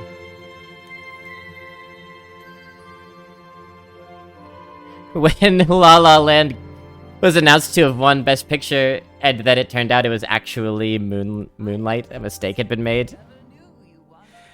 I was watching the Oscars at the time, and it was really just a highlight of my life in terms of television viewing experiences. That made me so happy. And it was such a symbolically resonant moment, too.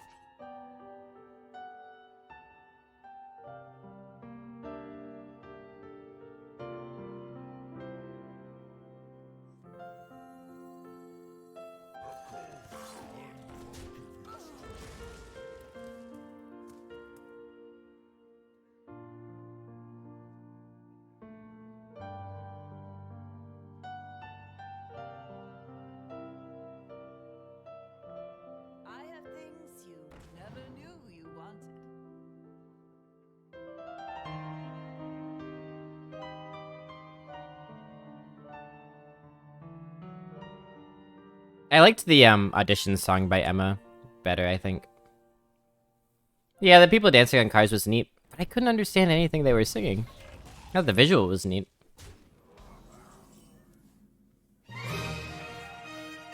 Matrix 1 was amazing. Other Matrix movies unsatisfied. Yeah, that's the general consensus. I also was underwhelmed by them. Maybe someday I'll revisit them, see if I feel the same way. This is Deja Vu. Is it?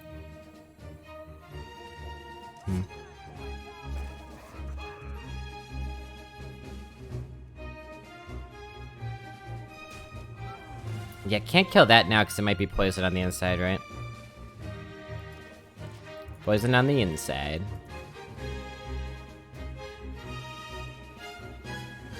The actor who plays Keanu in Jordan Peele's movie Keanu is also very good. Was it a cat? I think it was a cat Tamikado, wasn't it? What's one of your favorite musicals, Tiny Jane Doe?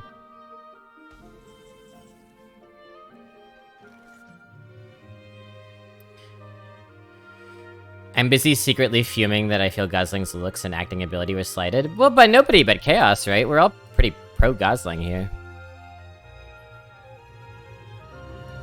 Calm down. It's okay. It's gonna be alright. We'll get through this. Okay. Alright, that is all that I needed to have happen. Great.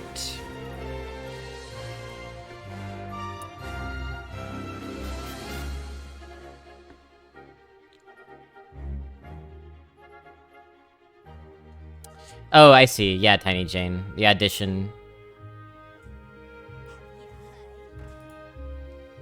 Yeah, that is in fact the same song.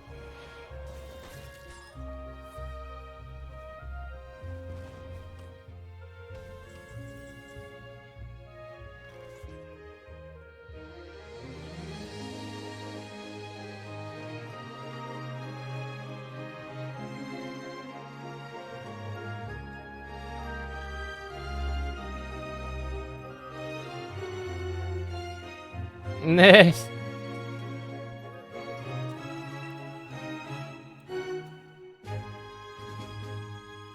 Matrix 1 is a masterpiece for more than one reason. I think so too. I actually rewatched it maybe a year ago. I think I was showing Angry the movie for the first time. Are we elementaling this? Or are we trying to save it? We're probably gonna get down to 15 health the way things are going. So maybe we want to save these. It's just really clean. You know, good tempo.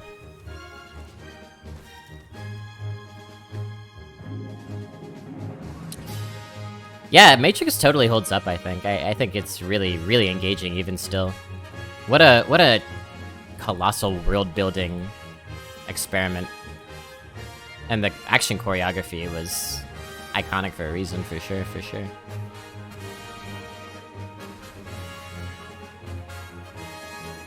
Les Mis and Phantom of the Opera. I'm really not into musicals. Avenue Q. 18 years ago was probably the right time for you to see Avenue Q. Yeah, I'm a bit of a Grinch. I'm a bit of a musical Grinch. I am sorry to say. But maybe I've talked about this before.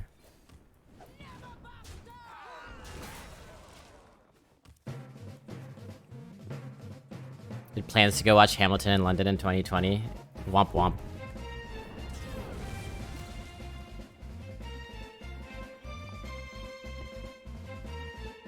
I have particularly negative feelings about Hamilton. But it is certainly the musical spectacle of the last half decade, that's for sure. People went ape shit for Hamilton.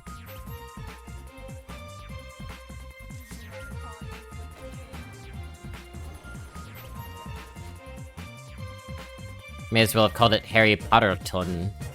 Harry Pottleton. Harry Potterton. Hamil Potter Tony.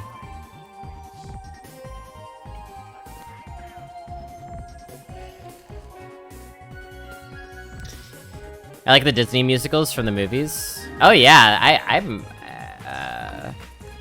most of those old Disney animated musicals are incredible.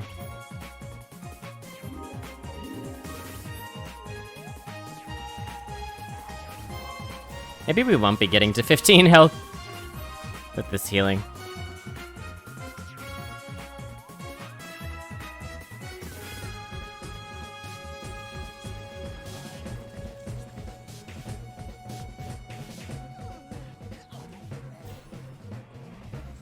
Yeah, the visuals of the scene where after he takes the pill are stunning. And even the scene where he's deciding to take the pill. There's that one, it's totally on the nose.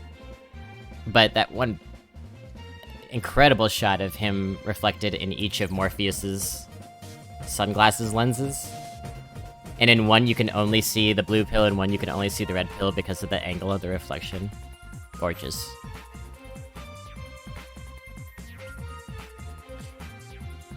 Five, 8, 10, 12.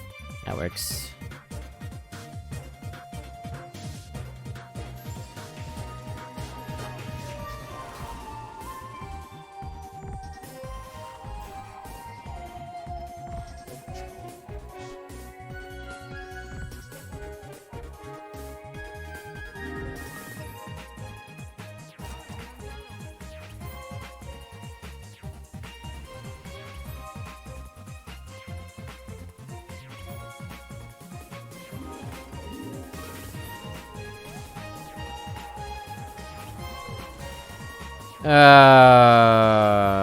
God damn it. Okay, that's fine. No, this is fine. We'll get spells, right? We'll get spells.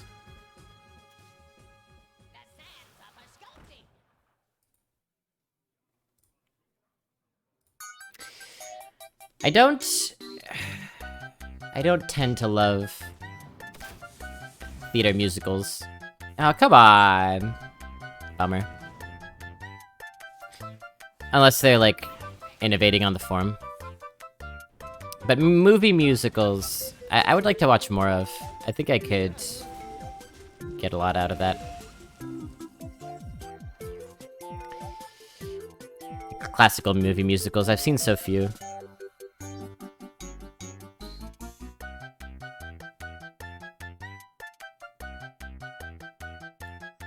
Ta-da.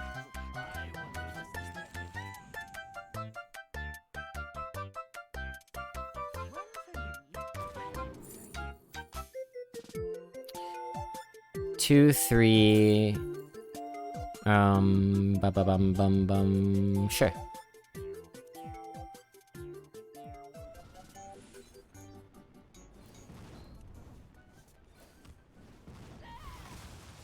And we'll use the coin, save the second flame, get an ectoplasm out on tempo.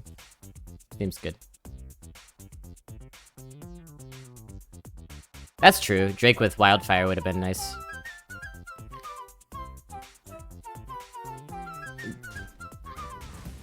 Could get ectoplasm out this turn. Yeah.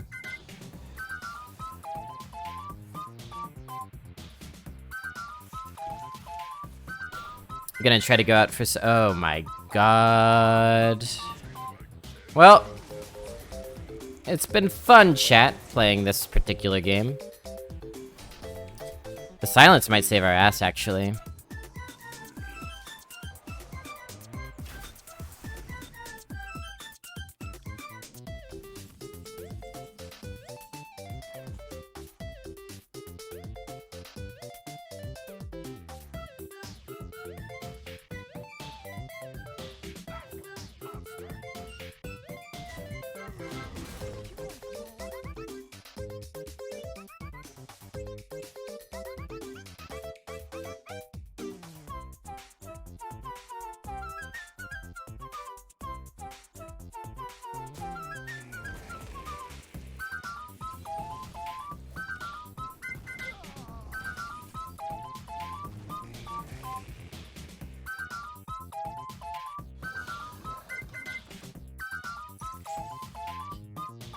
No, oh wait, it's only my minions? Oh. I thought it was the whole board. Of course it's only my minions. Oh, never mind.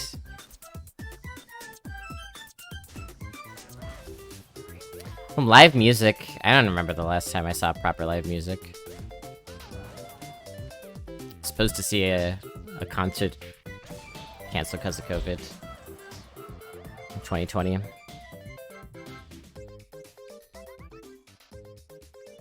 Which is why I said he won. Well, I don't pay attention to you.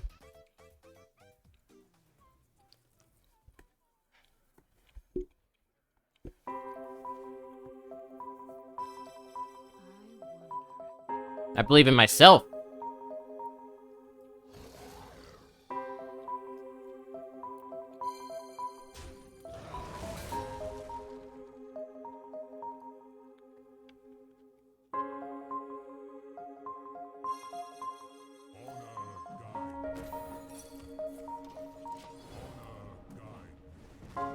Right here.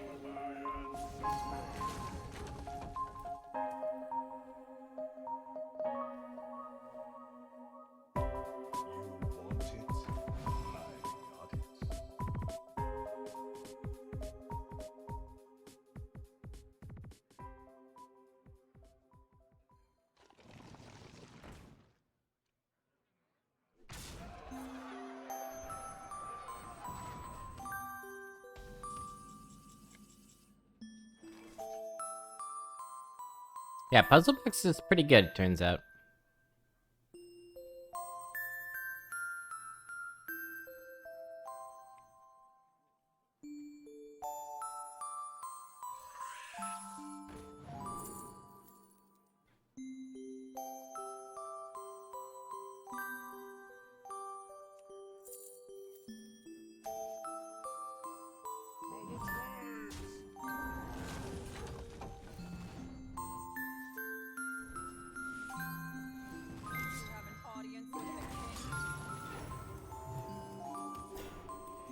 Save me! Save me! Save me! Don't do it! I've been to movie theaters a few times, that's been really nice, although I'm starting to feel unsafe again, so I might kind of curb that behavior.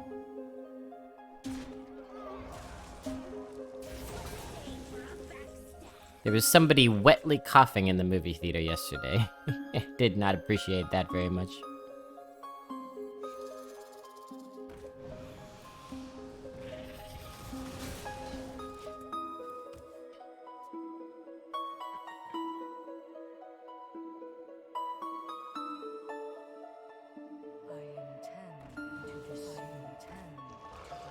It's made you more of a scurvy dog than I was. Oh, yeah, okay.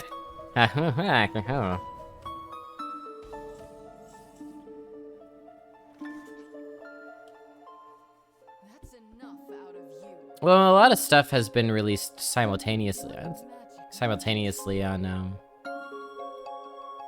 streaming services. Could you quiet down?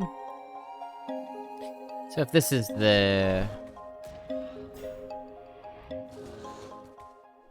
Yeah, I figured.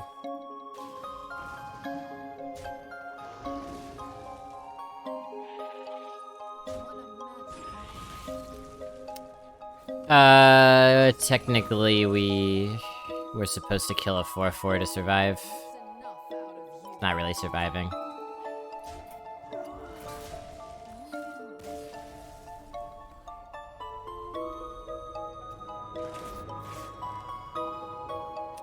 I used to go to theaters, movie ones as well, but like hell I will frequent those places nowadays. Smart. It's sad and smart.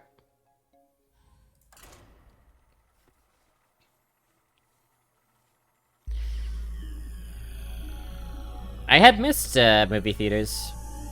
It was nice to see a few movies in this slight respite interim.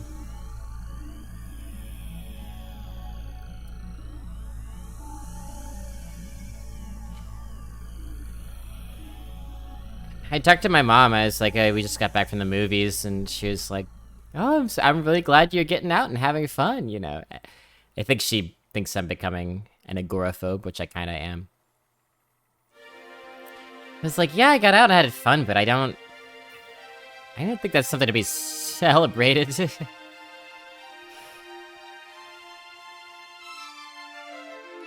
Yeah.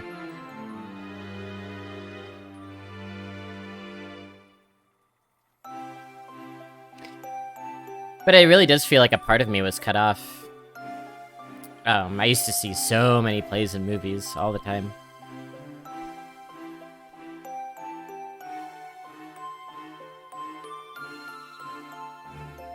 Theater really took a hit. Theater's used to taking hits, but this was a bad one.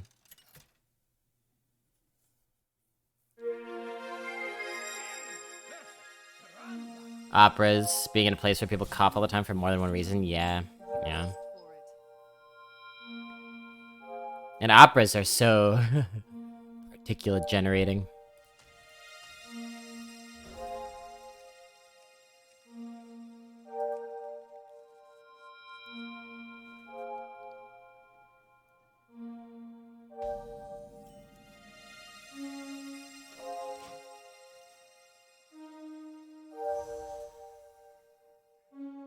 Theaters survived the Great Depression and the Spanish flu. Art will never die. It gets more and less difficult to make from time to time, but you're right. Theater needs a purging anyway. It needs a completely new system. The subscription system is... and the, like, institutionalized theater system that is completely broken. And outdated. Desperately reliant on old white people to maintain their operations.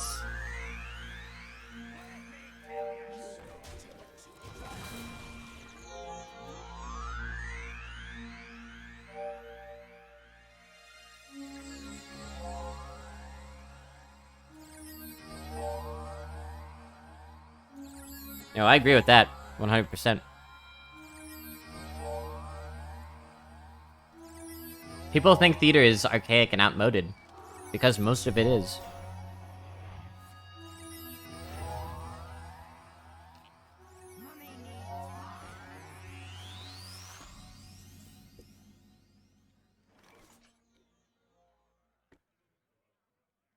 Theater's supposed to be for the people anyway.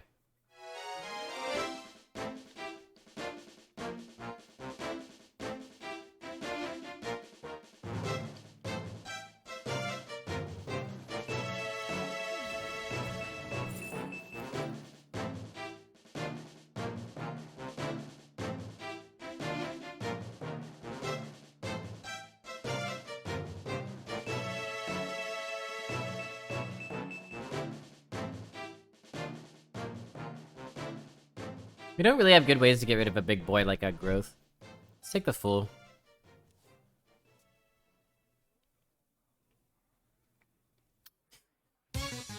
They might get the Fool down before us, though, because they have turn 4 coming up.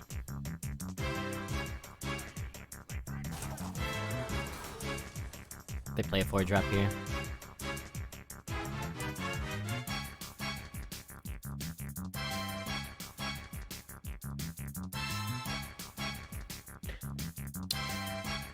Shakespeare in the Park. My very good friend just performed in the big Shakespeare in the Park Philadelphia performance. They did a great job. Pericles, believe it or not. And Angry Bee just worked on an offshoot of that Shakespeare in the Park in a different park. That happened like 2 days ago.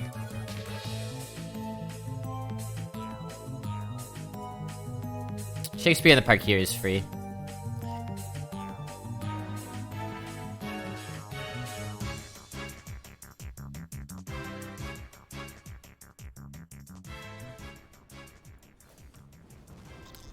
They really just play this as a 2-2? Excellent.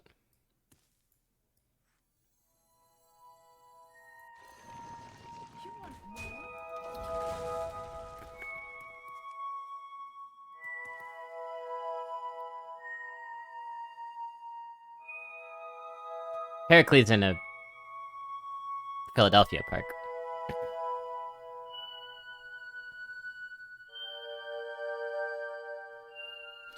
It's supposed to be for the masses, not the few. It was designed and ideated that way. Then some bleepity bleep thought it was an intellectual affair. Yeah, a lot of gatekeeping in theater. A lot of really ugly gatekeeping. Theaters are slowly getting better about offering discounted rates for, like, students and stuff.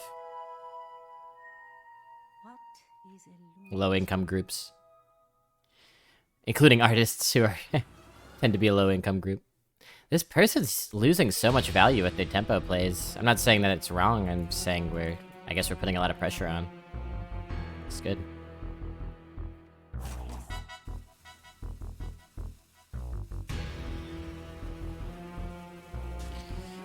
Chat, I want to introduce you to my friend, Tinny Toon Dork. Welcome to the chat, Tinny Toon Dork.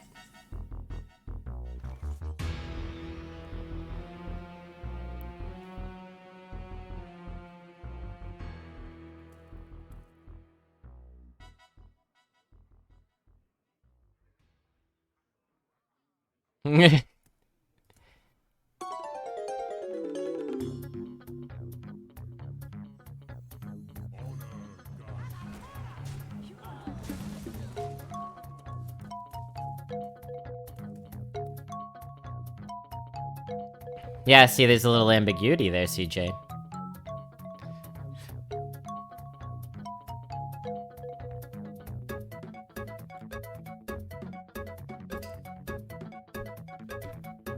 A little play of ambiguity.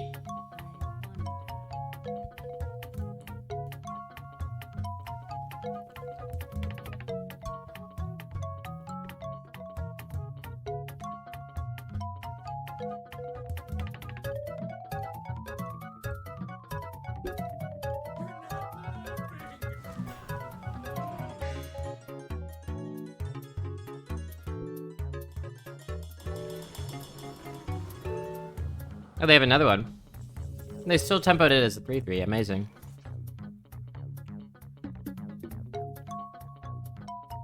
Maybe they have a third. Or a fourth.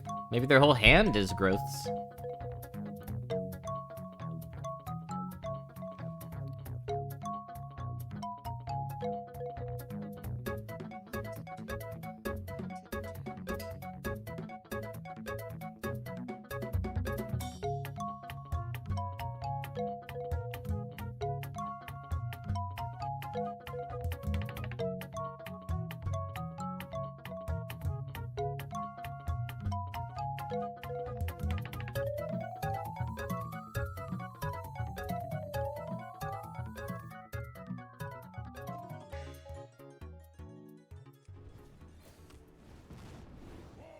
Right here.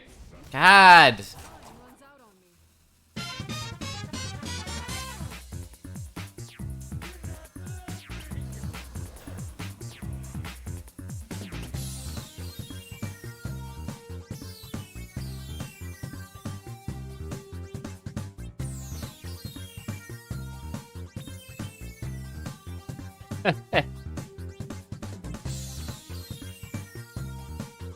I take headphone breaks because of these glasses.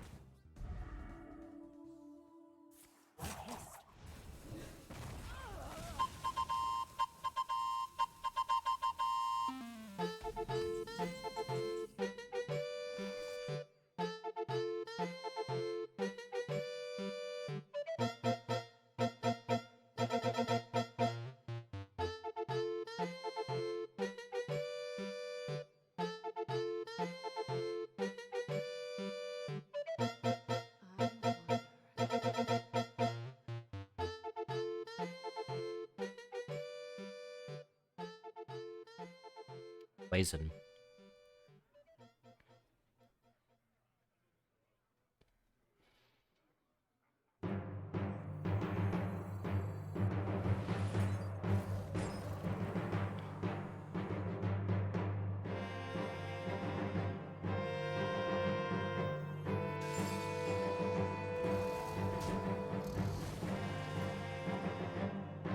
X is good.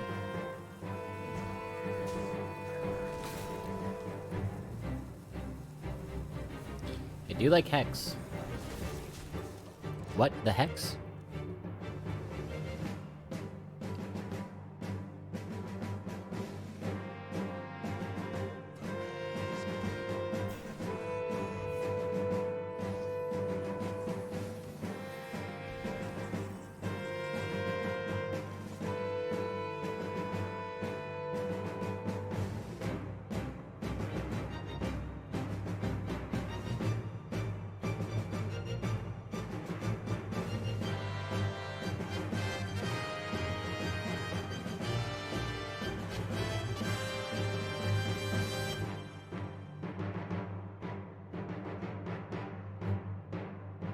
That's a potential Hex target.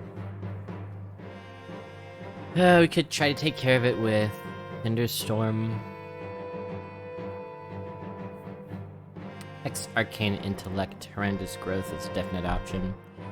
This becomes a 6/6, which is not bad.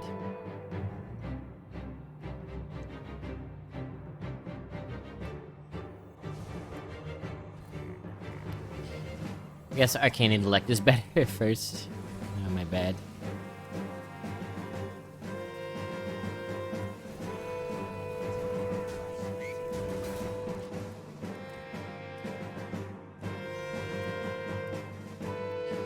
We got a good position here. Arcane Intellect has not been bad for us. It's generally been useful when we've had it around.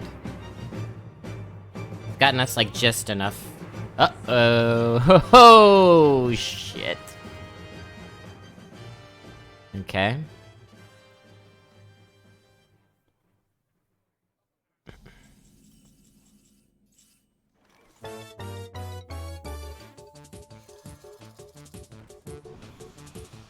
This is a really good way to counter what just happened, by the way.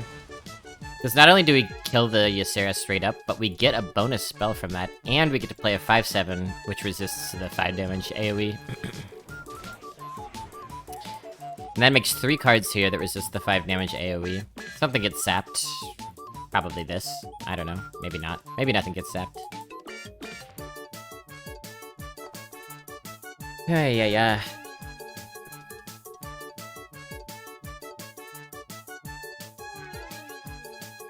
I know they're at 5 damage already. Or 5 health, rather.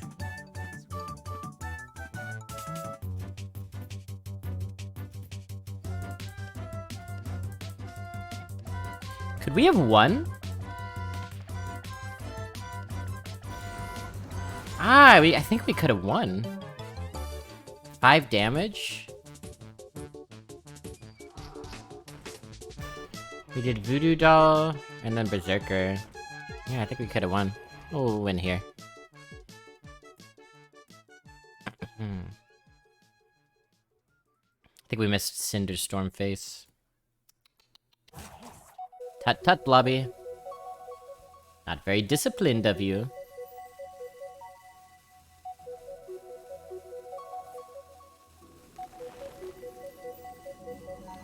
Sure.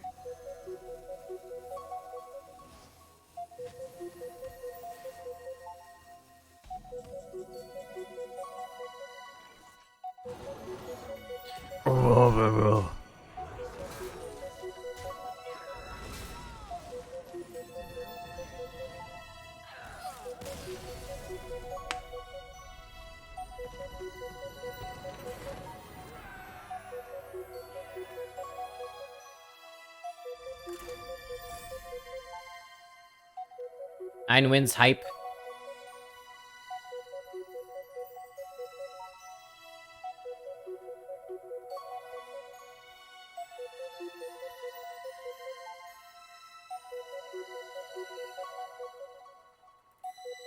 This deck is trash.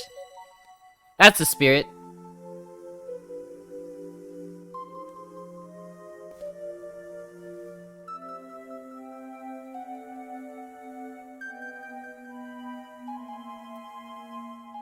Spinning.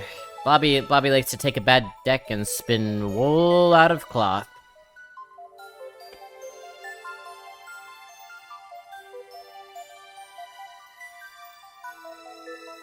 Spin hay out of hayseed.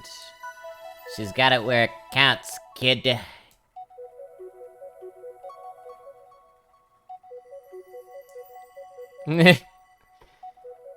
It's Maestro to you.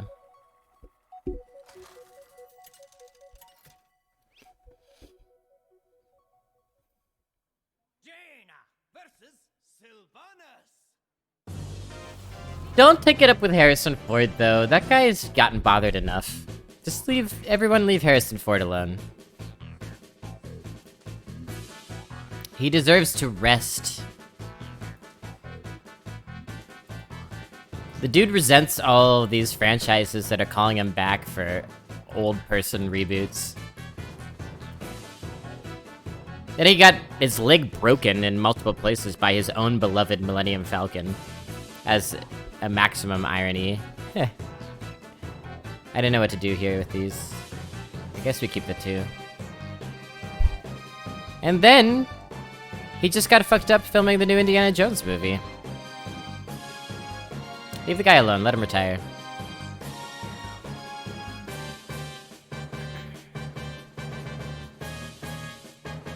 I'll keep it. Might be a secret coming down pretty early. Throw-all was definitely an option. Overalls. Oh no, the overclass.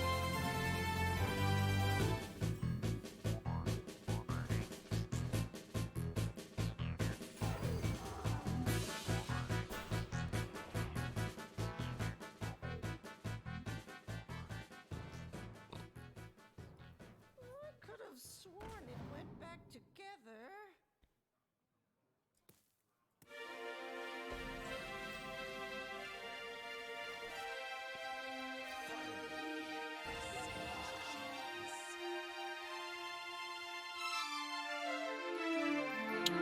There's not really a lot of beast synergies around. There's the beaver, but I don't know how afraid I am of that. It would be good here.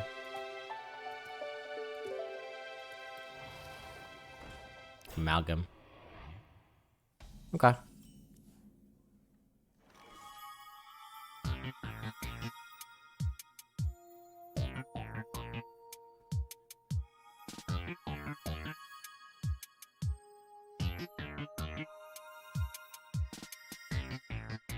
Two, three.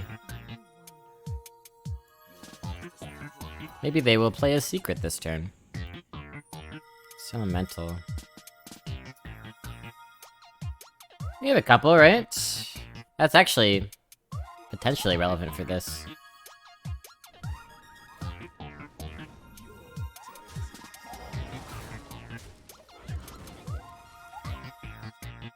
How will we ever know when our term is over now?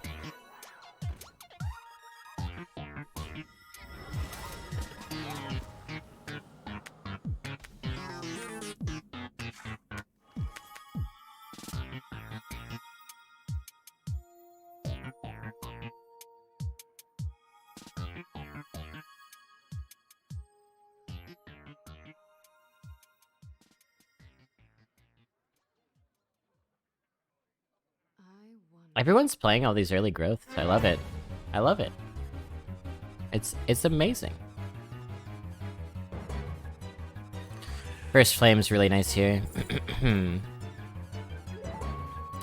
Ignite is solid. Book of Specters is nice. Wildfire's cool. I think it's not Ignite.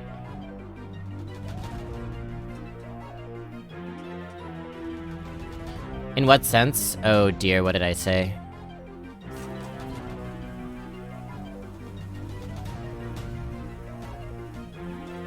Sure, we'll go with Wildfire. I don't know what to do, so...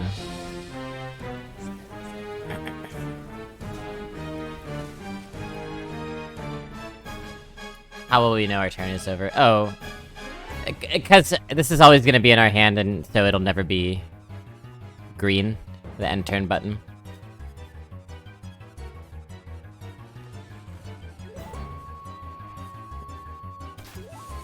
It just bothers me a little bit when that happens. Because I have to put effort into checking to make sure I have no more moves I want to make. First world Hearthstone problems. We could Voodoo Doll the 5-1 and then ping our Voodoo Doll.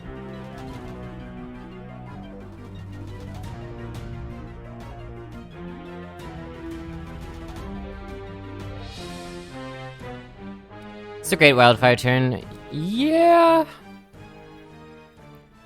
I also think SI7 and Second Fire would be very good. So it is a good time for us to Wildfire, but it also could be a good time for us to take the board. Then what are we doing next turn?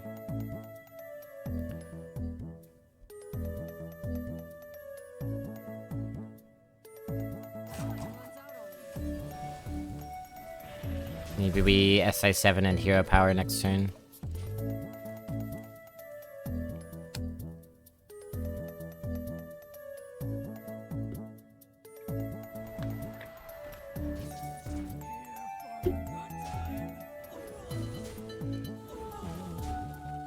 Okay, I think we actually do SI7 and Hero Power.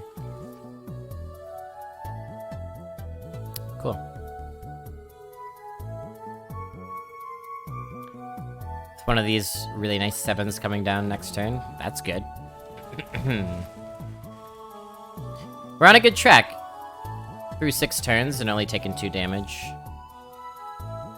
We should have the board after next turn. Okay. That's... a problem. That's a problem. Uh-oh.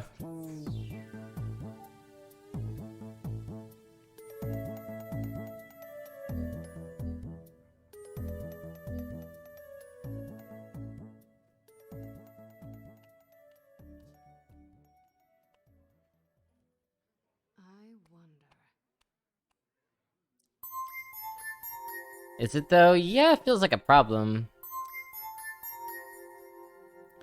Is it Golem here? Alternately, we Warbear the 5/5 and trade the 1/1. Or go face, or go face. But I'm wondering about Golem, if that's stronger. Because the bear is a bit fragile on the board. Even though taking out a 5/5 is good. Like, we use our 5/4 to take out a 5/5.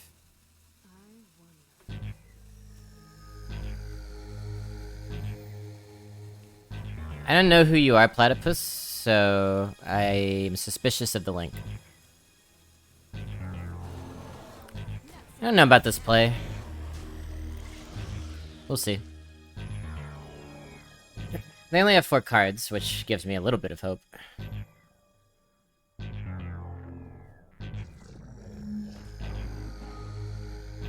Oh, shoot. Alright.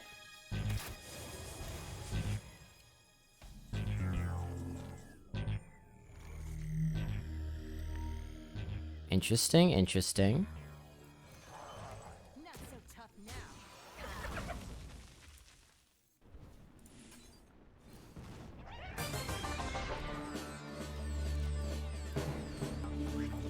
So they're gonna get through our Rapid Golem, I guess. God, come on. Didn't think it'd be that easy.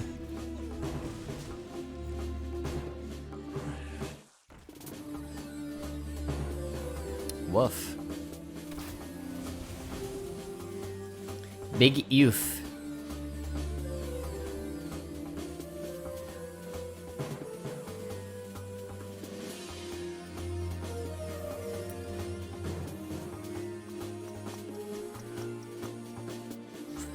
Oh, sure wouldn't it have been, wouldn't it have been, yes. Oh, it sure would have. That or Fire Sale. We didn't get... Or Flame Strike, we really didn't get the good mage cards, huh?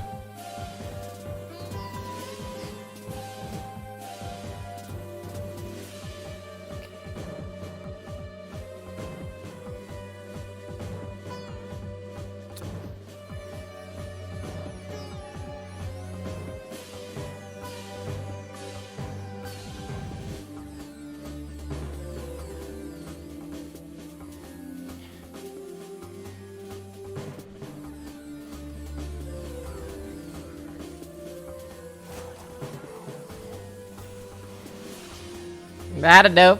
Sure.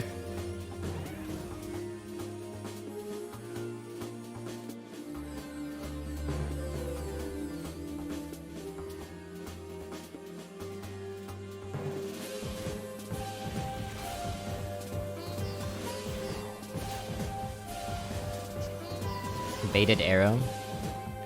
Ah, Piper, huh?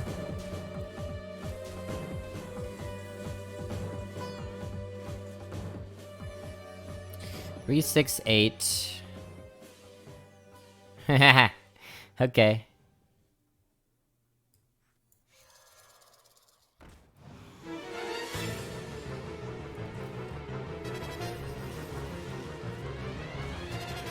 Guidance is nice. I like a little guidance.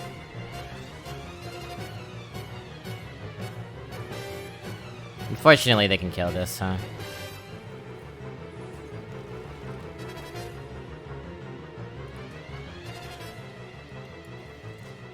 Alright, Flame Strike should clean up next turn. Although it doesn't kill the 1/6, huh? Hey Camila, good to see you. How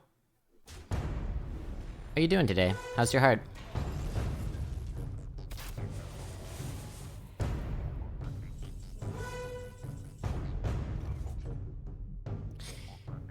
Yeah, it's a good Flame Strike. Do we see anything else? No.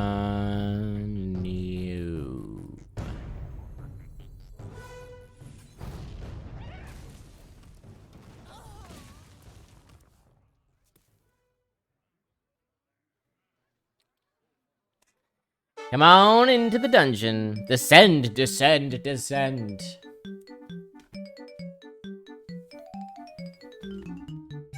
I'm going through some stuff right now, but time is a healer for sure. It's true, time is a healer, and I wish you the best.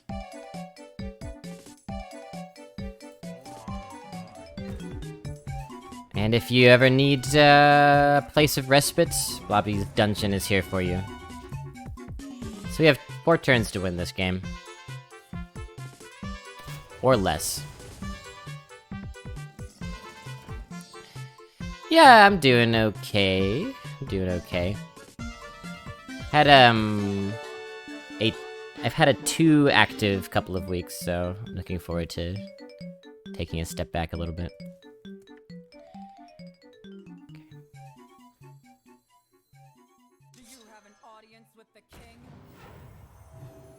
How can we win, chat? It involves going face, for sure. Does it involve playing in Dirkspear Berserker? Maybe. Does it involve playing Mirror Entity? Perhaps. 10, 12, down to 18, 10, 6. So if they play something with 6 attack, or if I play 15, no, that doesn't work. Alright, play a Chungus. Useless. My birthday is 24th December. What a birthday! Oh my god. I bet that was frustrating for you growing up. Or maybe you liked it, I don't know. We recently had the floors re-slimed. Just, you know, standard maintenance procedure, that's all. They did not play a Chungus, so we do not have lethal here.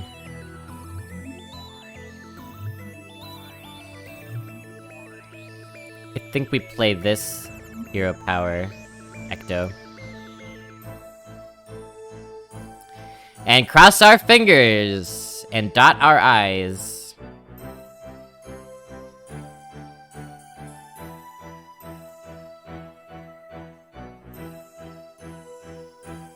Wait a minute, wait a minute, wait a minute. That's not quite right, is it? That's not quite right, is it?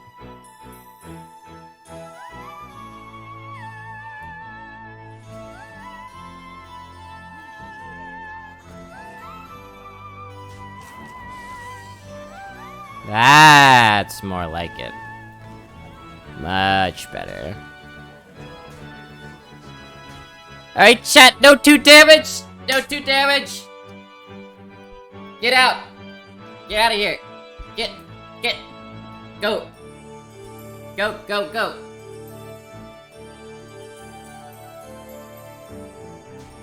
Go! Leave! No, no, no, no, no! Okay, thank god. Oh my god! Yes!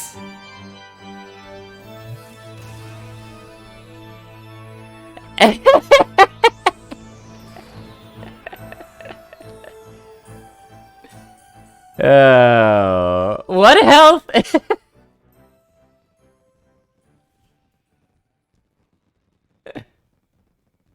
Oh, the bomber almost tilted me so hard. Oh my god.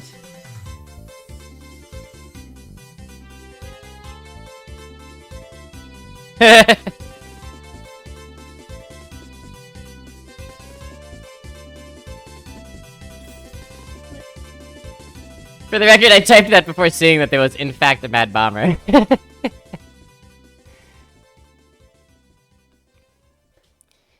Getting only one present is sad, but it's fun to have everyone around on your birthday. That's true, I hadn't thought of it that way. I had some cousins who... 2 kids in that family had, birthdays around Christmas, and... I don't think they liked it very much. They would have big and extravagant parties, though. They were kind of spoiled assholes, turns out. Yeah, Tavocado knew. Narratively speaking, my nemesis had to appear in my most vulnerable moment. If that bomber had killed you, you would have made it into Trollden. Ah, I should have failed upward. Damn. Build upward like any god-fearing white man.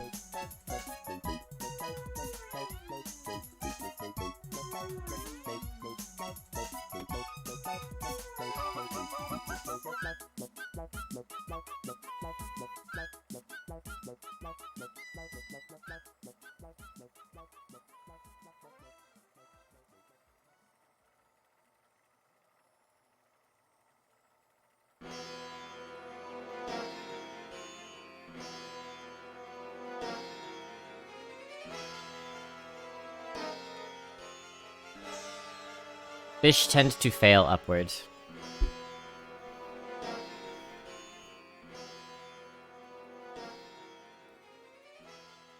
Flying fish?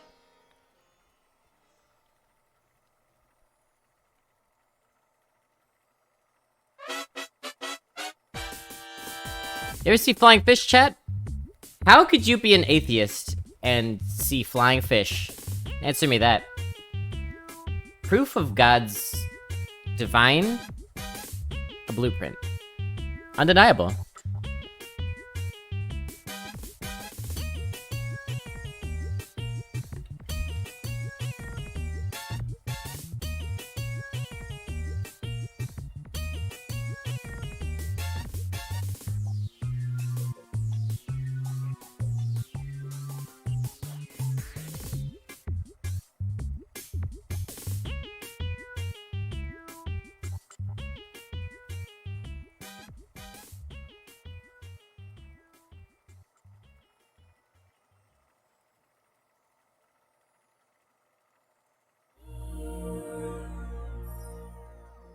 I have seen flying cockroach the size of a bird, which made me believe in Satan. Satan ain't so bad. Yeah, Satan's just want to have fun, you know?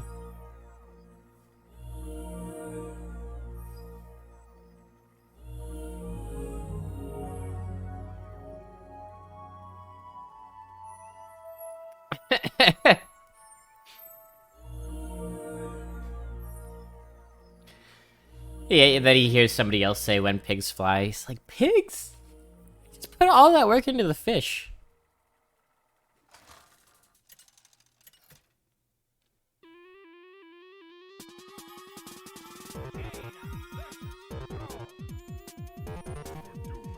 Shaman, huh?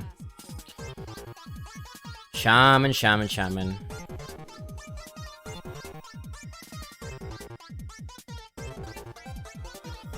We could have kept First Flame. I want a 2-drop, though.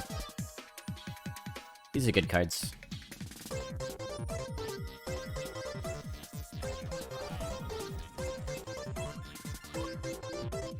Okay, alright. Maybe. God ran out of juice making the fish.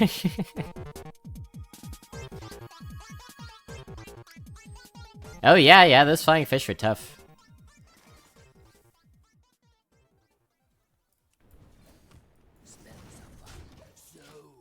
Just shoot up so fast.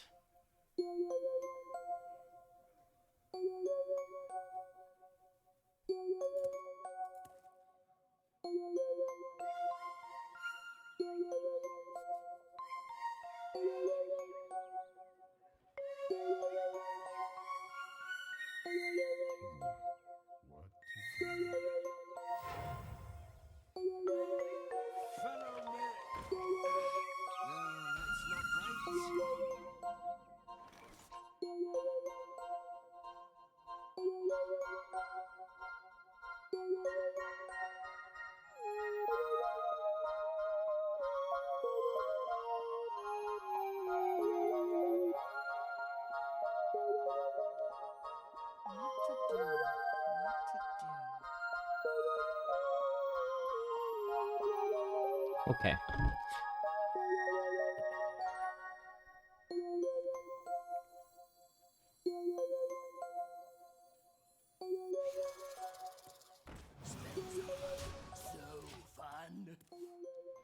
Using a voodoo doll like this is against Sunwell specifically is pretty good.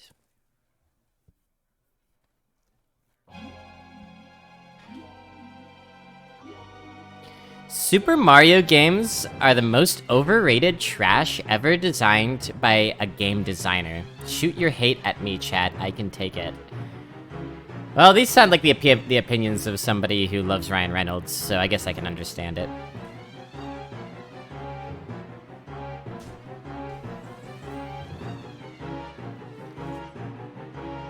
Hating Super Mario Brothers is the Ryan Reynolds of video game opinions.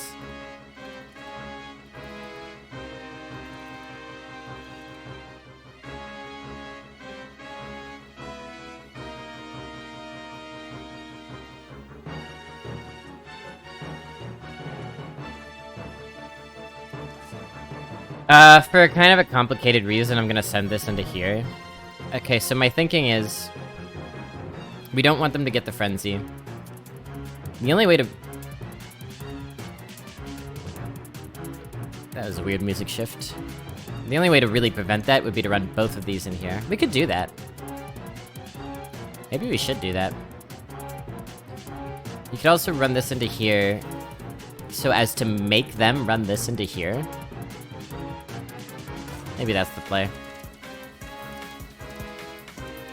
Because if we run this into here, they get the frenzy already, they could potentially send this into the 5-7, you see?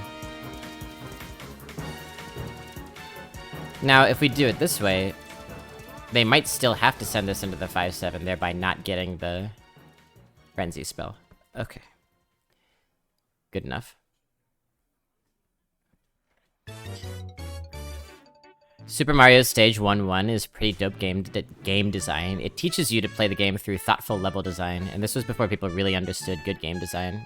I think that game is a masterpiece. I grew up on that game. That was the first game, even before I was born, that was the first game that ever entered my household. My older brother got as a gift, and not from my parents, we were poor as shit, but... in some, like, Santa thing, he got a gift of an NES. When they were, like, coming out and popular. And Super Mario Brothers was the only video game that my whole family played together. Like, the only one ever, really.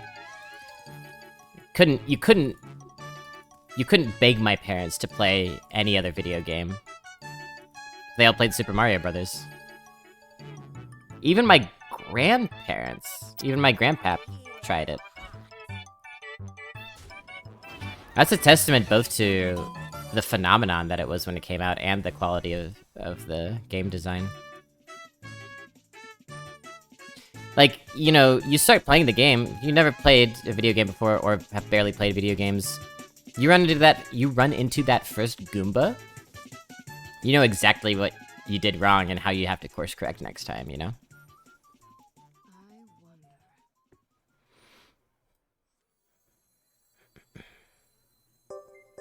And it's incredible to me that one single franchise completely innovated an art medium several times over. And that Nintendo has been so good for so long.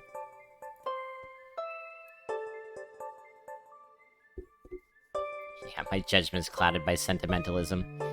Yeah, I liked a game, therefore I'm sentimental about it, and my judgment is clouded about whether or not it's a good game. Me liking it has impeded on my ability to evaluate it. The Goombas are placed perfectly to teach you how they hurt you and how to hurt them. I hadn't thought about it in these terms before, but yeah, in the way that all of our architectural spaces are designed to make us move, feel, think, and see in certain ways, so are our video game architectural spaces.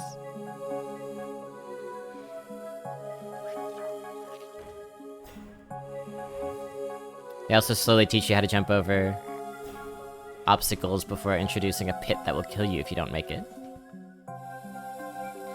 Yeah, and most games still, even today, haven't learned the lesson from that, and they have, like, tutorial modes where you walk 3 feet and it's like, bloom bloom bloom, if you press X twice, you'll be able to make it over this pit. Why don't you try it?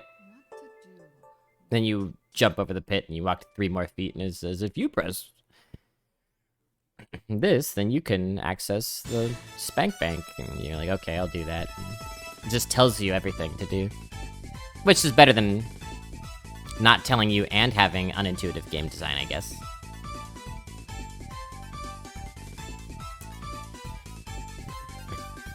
157. Guess I'll do the bear. Or ping 3-2. Maybe I don't want to commit the bear.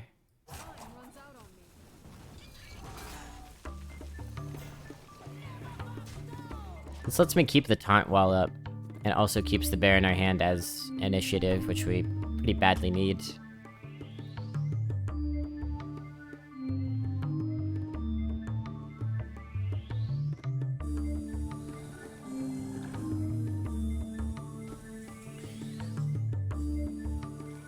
Just out of curiosity, what do you see as the pinnacle of game design chaos? Well, I think Hearthstone Arena is... No, just kidding. Hearthstone Arena, pinnacle of the form. Bog Shaper, trash turn. You should feel bad. Splitting Image is pretty hard to use. I don't... It just feels like a much worse Oasis ally.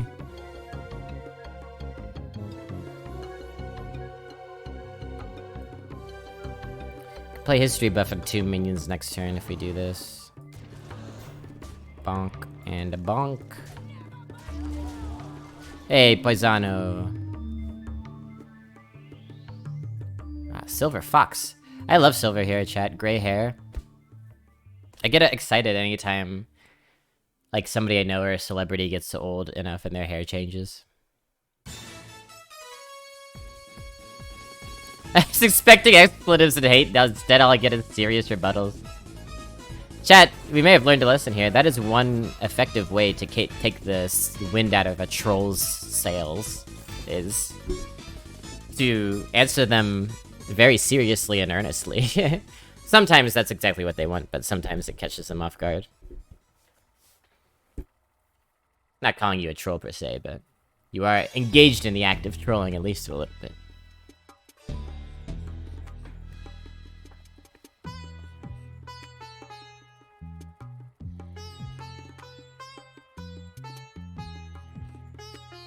Ooh, I will watch this later, thank you.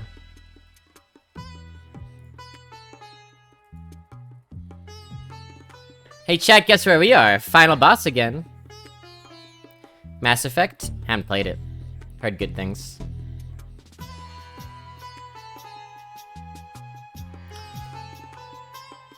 These days, honestly, my favorite... Possibly my favorite design game is Hades.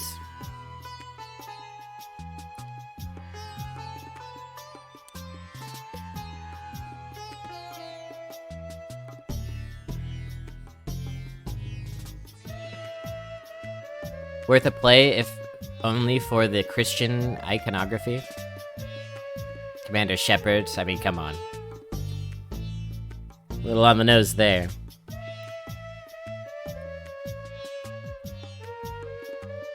Yeah, I'm excited to check it out later, Geek Bray. Miyamoto, one of our great living geniuses. The man basically single-handedly made video games what they are.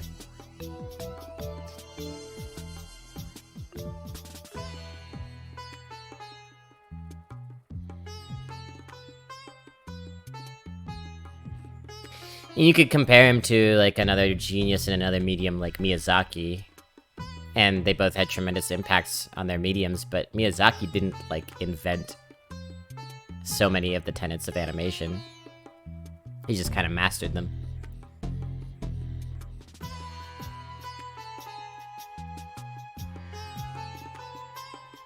Chuck Jones, maybe?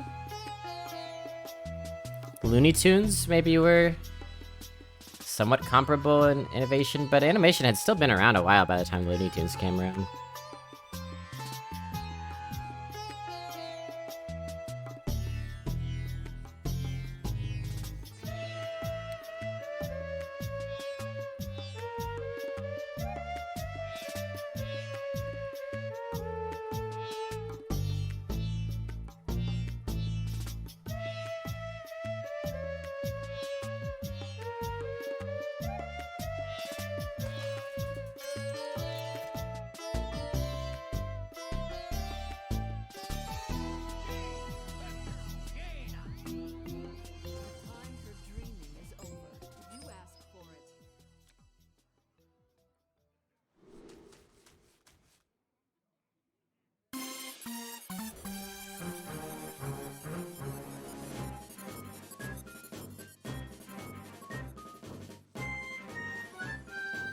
Hmm.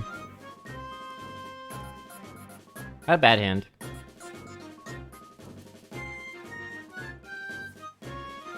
I went to school with a bunch of students from Korea, and they played StarCraft obsessively. High school, this was. Even in 5 minutes between classes, they would mainline StarCraft.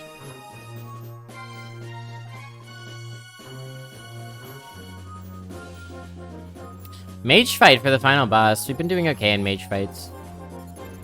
Yeah, 3-2 beats 1-3.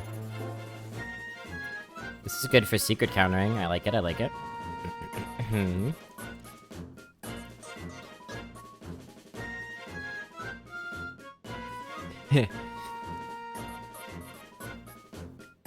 Well, I'll play Mass Effect and report back about all the things I think that it has to do with Christianity. That'll be educational for all of us, I think.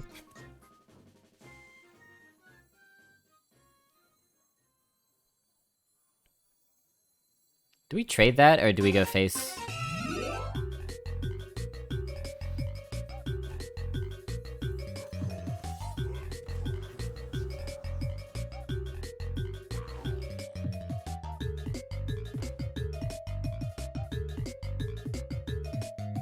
They're just trading fire sale left and right. They're so confident that they're gonna take the board, I guess. Maybe they have another AoE in hand?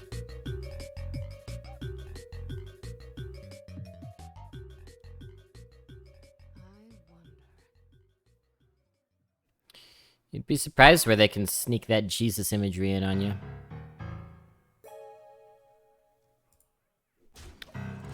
Let's just kill it. I don't know. Maybe it's a little safer. Is 3 damage really gonna matter? Maybe, maybe not.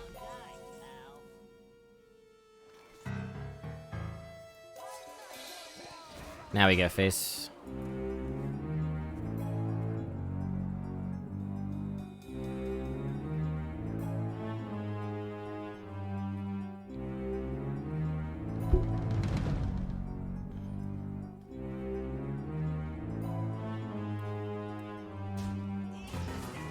No, no! Well, I guess they're gonna want to play minions here, right? Yeah. And that minion can't die, which... Oh, wait. No, it's corrupted. Never mind. Never mind.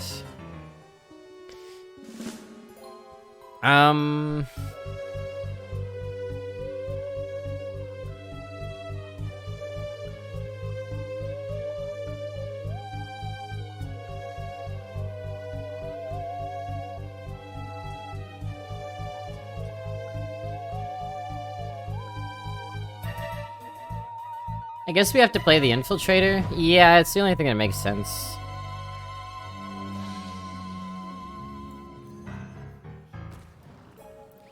Kind of a shame. So you could poison me, but you die too.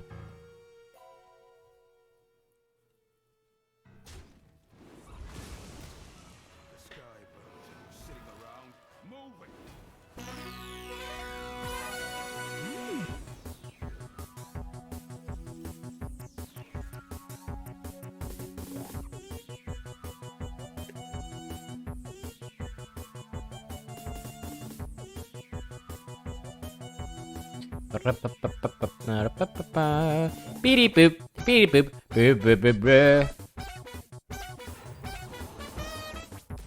Get out of here, card draw. Get out of here, roam. Wherever I may roam. I'm Commander Geekbry, and this is my favorite blobby in the Fun Dungeon. Top games in no order: StarCraft, Mass Effect, The Witcher. I have a friend who's obsessed with The Witcher. It looked fun, but not very fun to me when I was watching it. I'll play it someday. I own it, I'm pretty sure. Arcanum, Wasteland 2, Torment. I don't know these games. Atom RPG. Yeah, it seems we have very different tastes in games, because a lot of those aren't even on my radar. Fast and the Furious 10.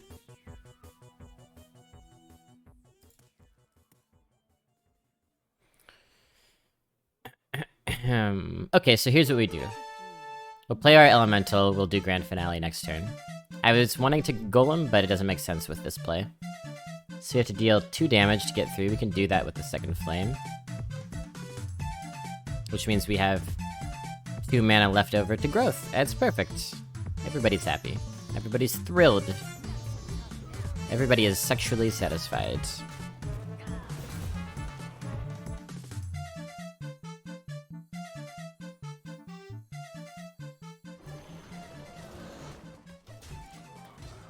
Oh, we're closing in, chat. They better take a drastic action.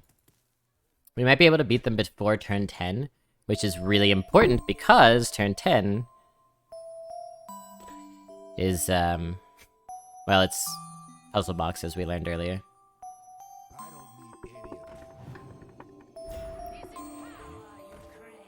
Final Fantasy X, you heathen? Oh, okay, alright. Yes! Chat! Back to back and 12s. Feels good.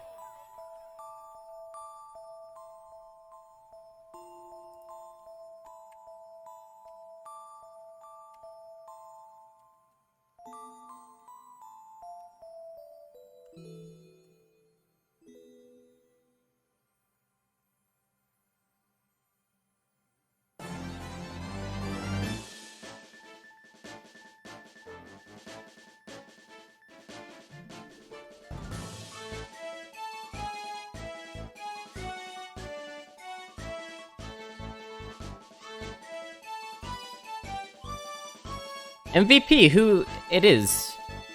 Let's find out. First Flame was very, very, very, very, very good. It might be First Flame. Growth was good.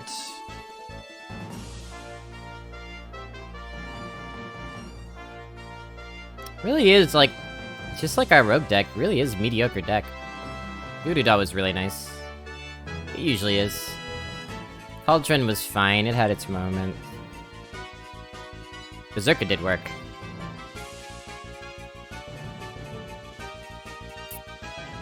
Nothing else stands out very much. Yeah, it's a First Flame MVP, I'm pretty sure. You agree, chat? Best blobby in arena? Well, me.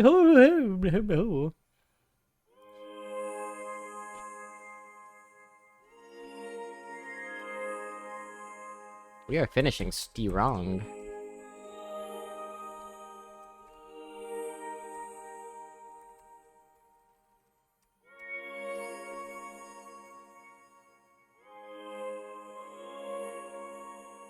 Guard saved our asses a couple of times, yeah. But First Flame was constantly keeping us in the game.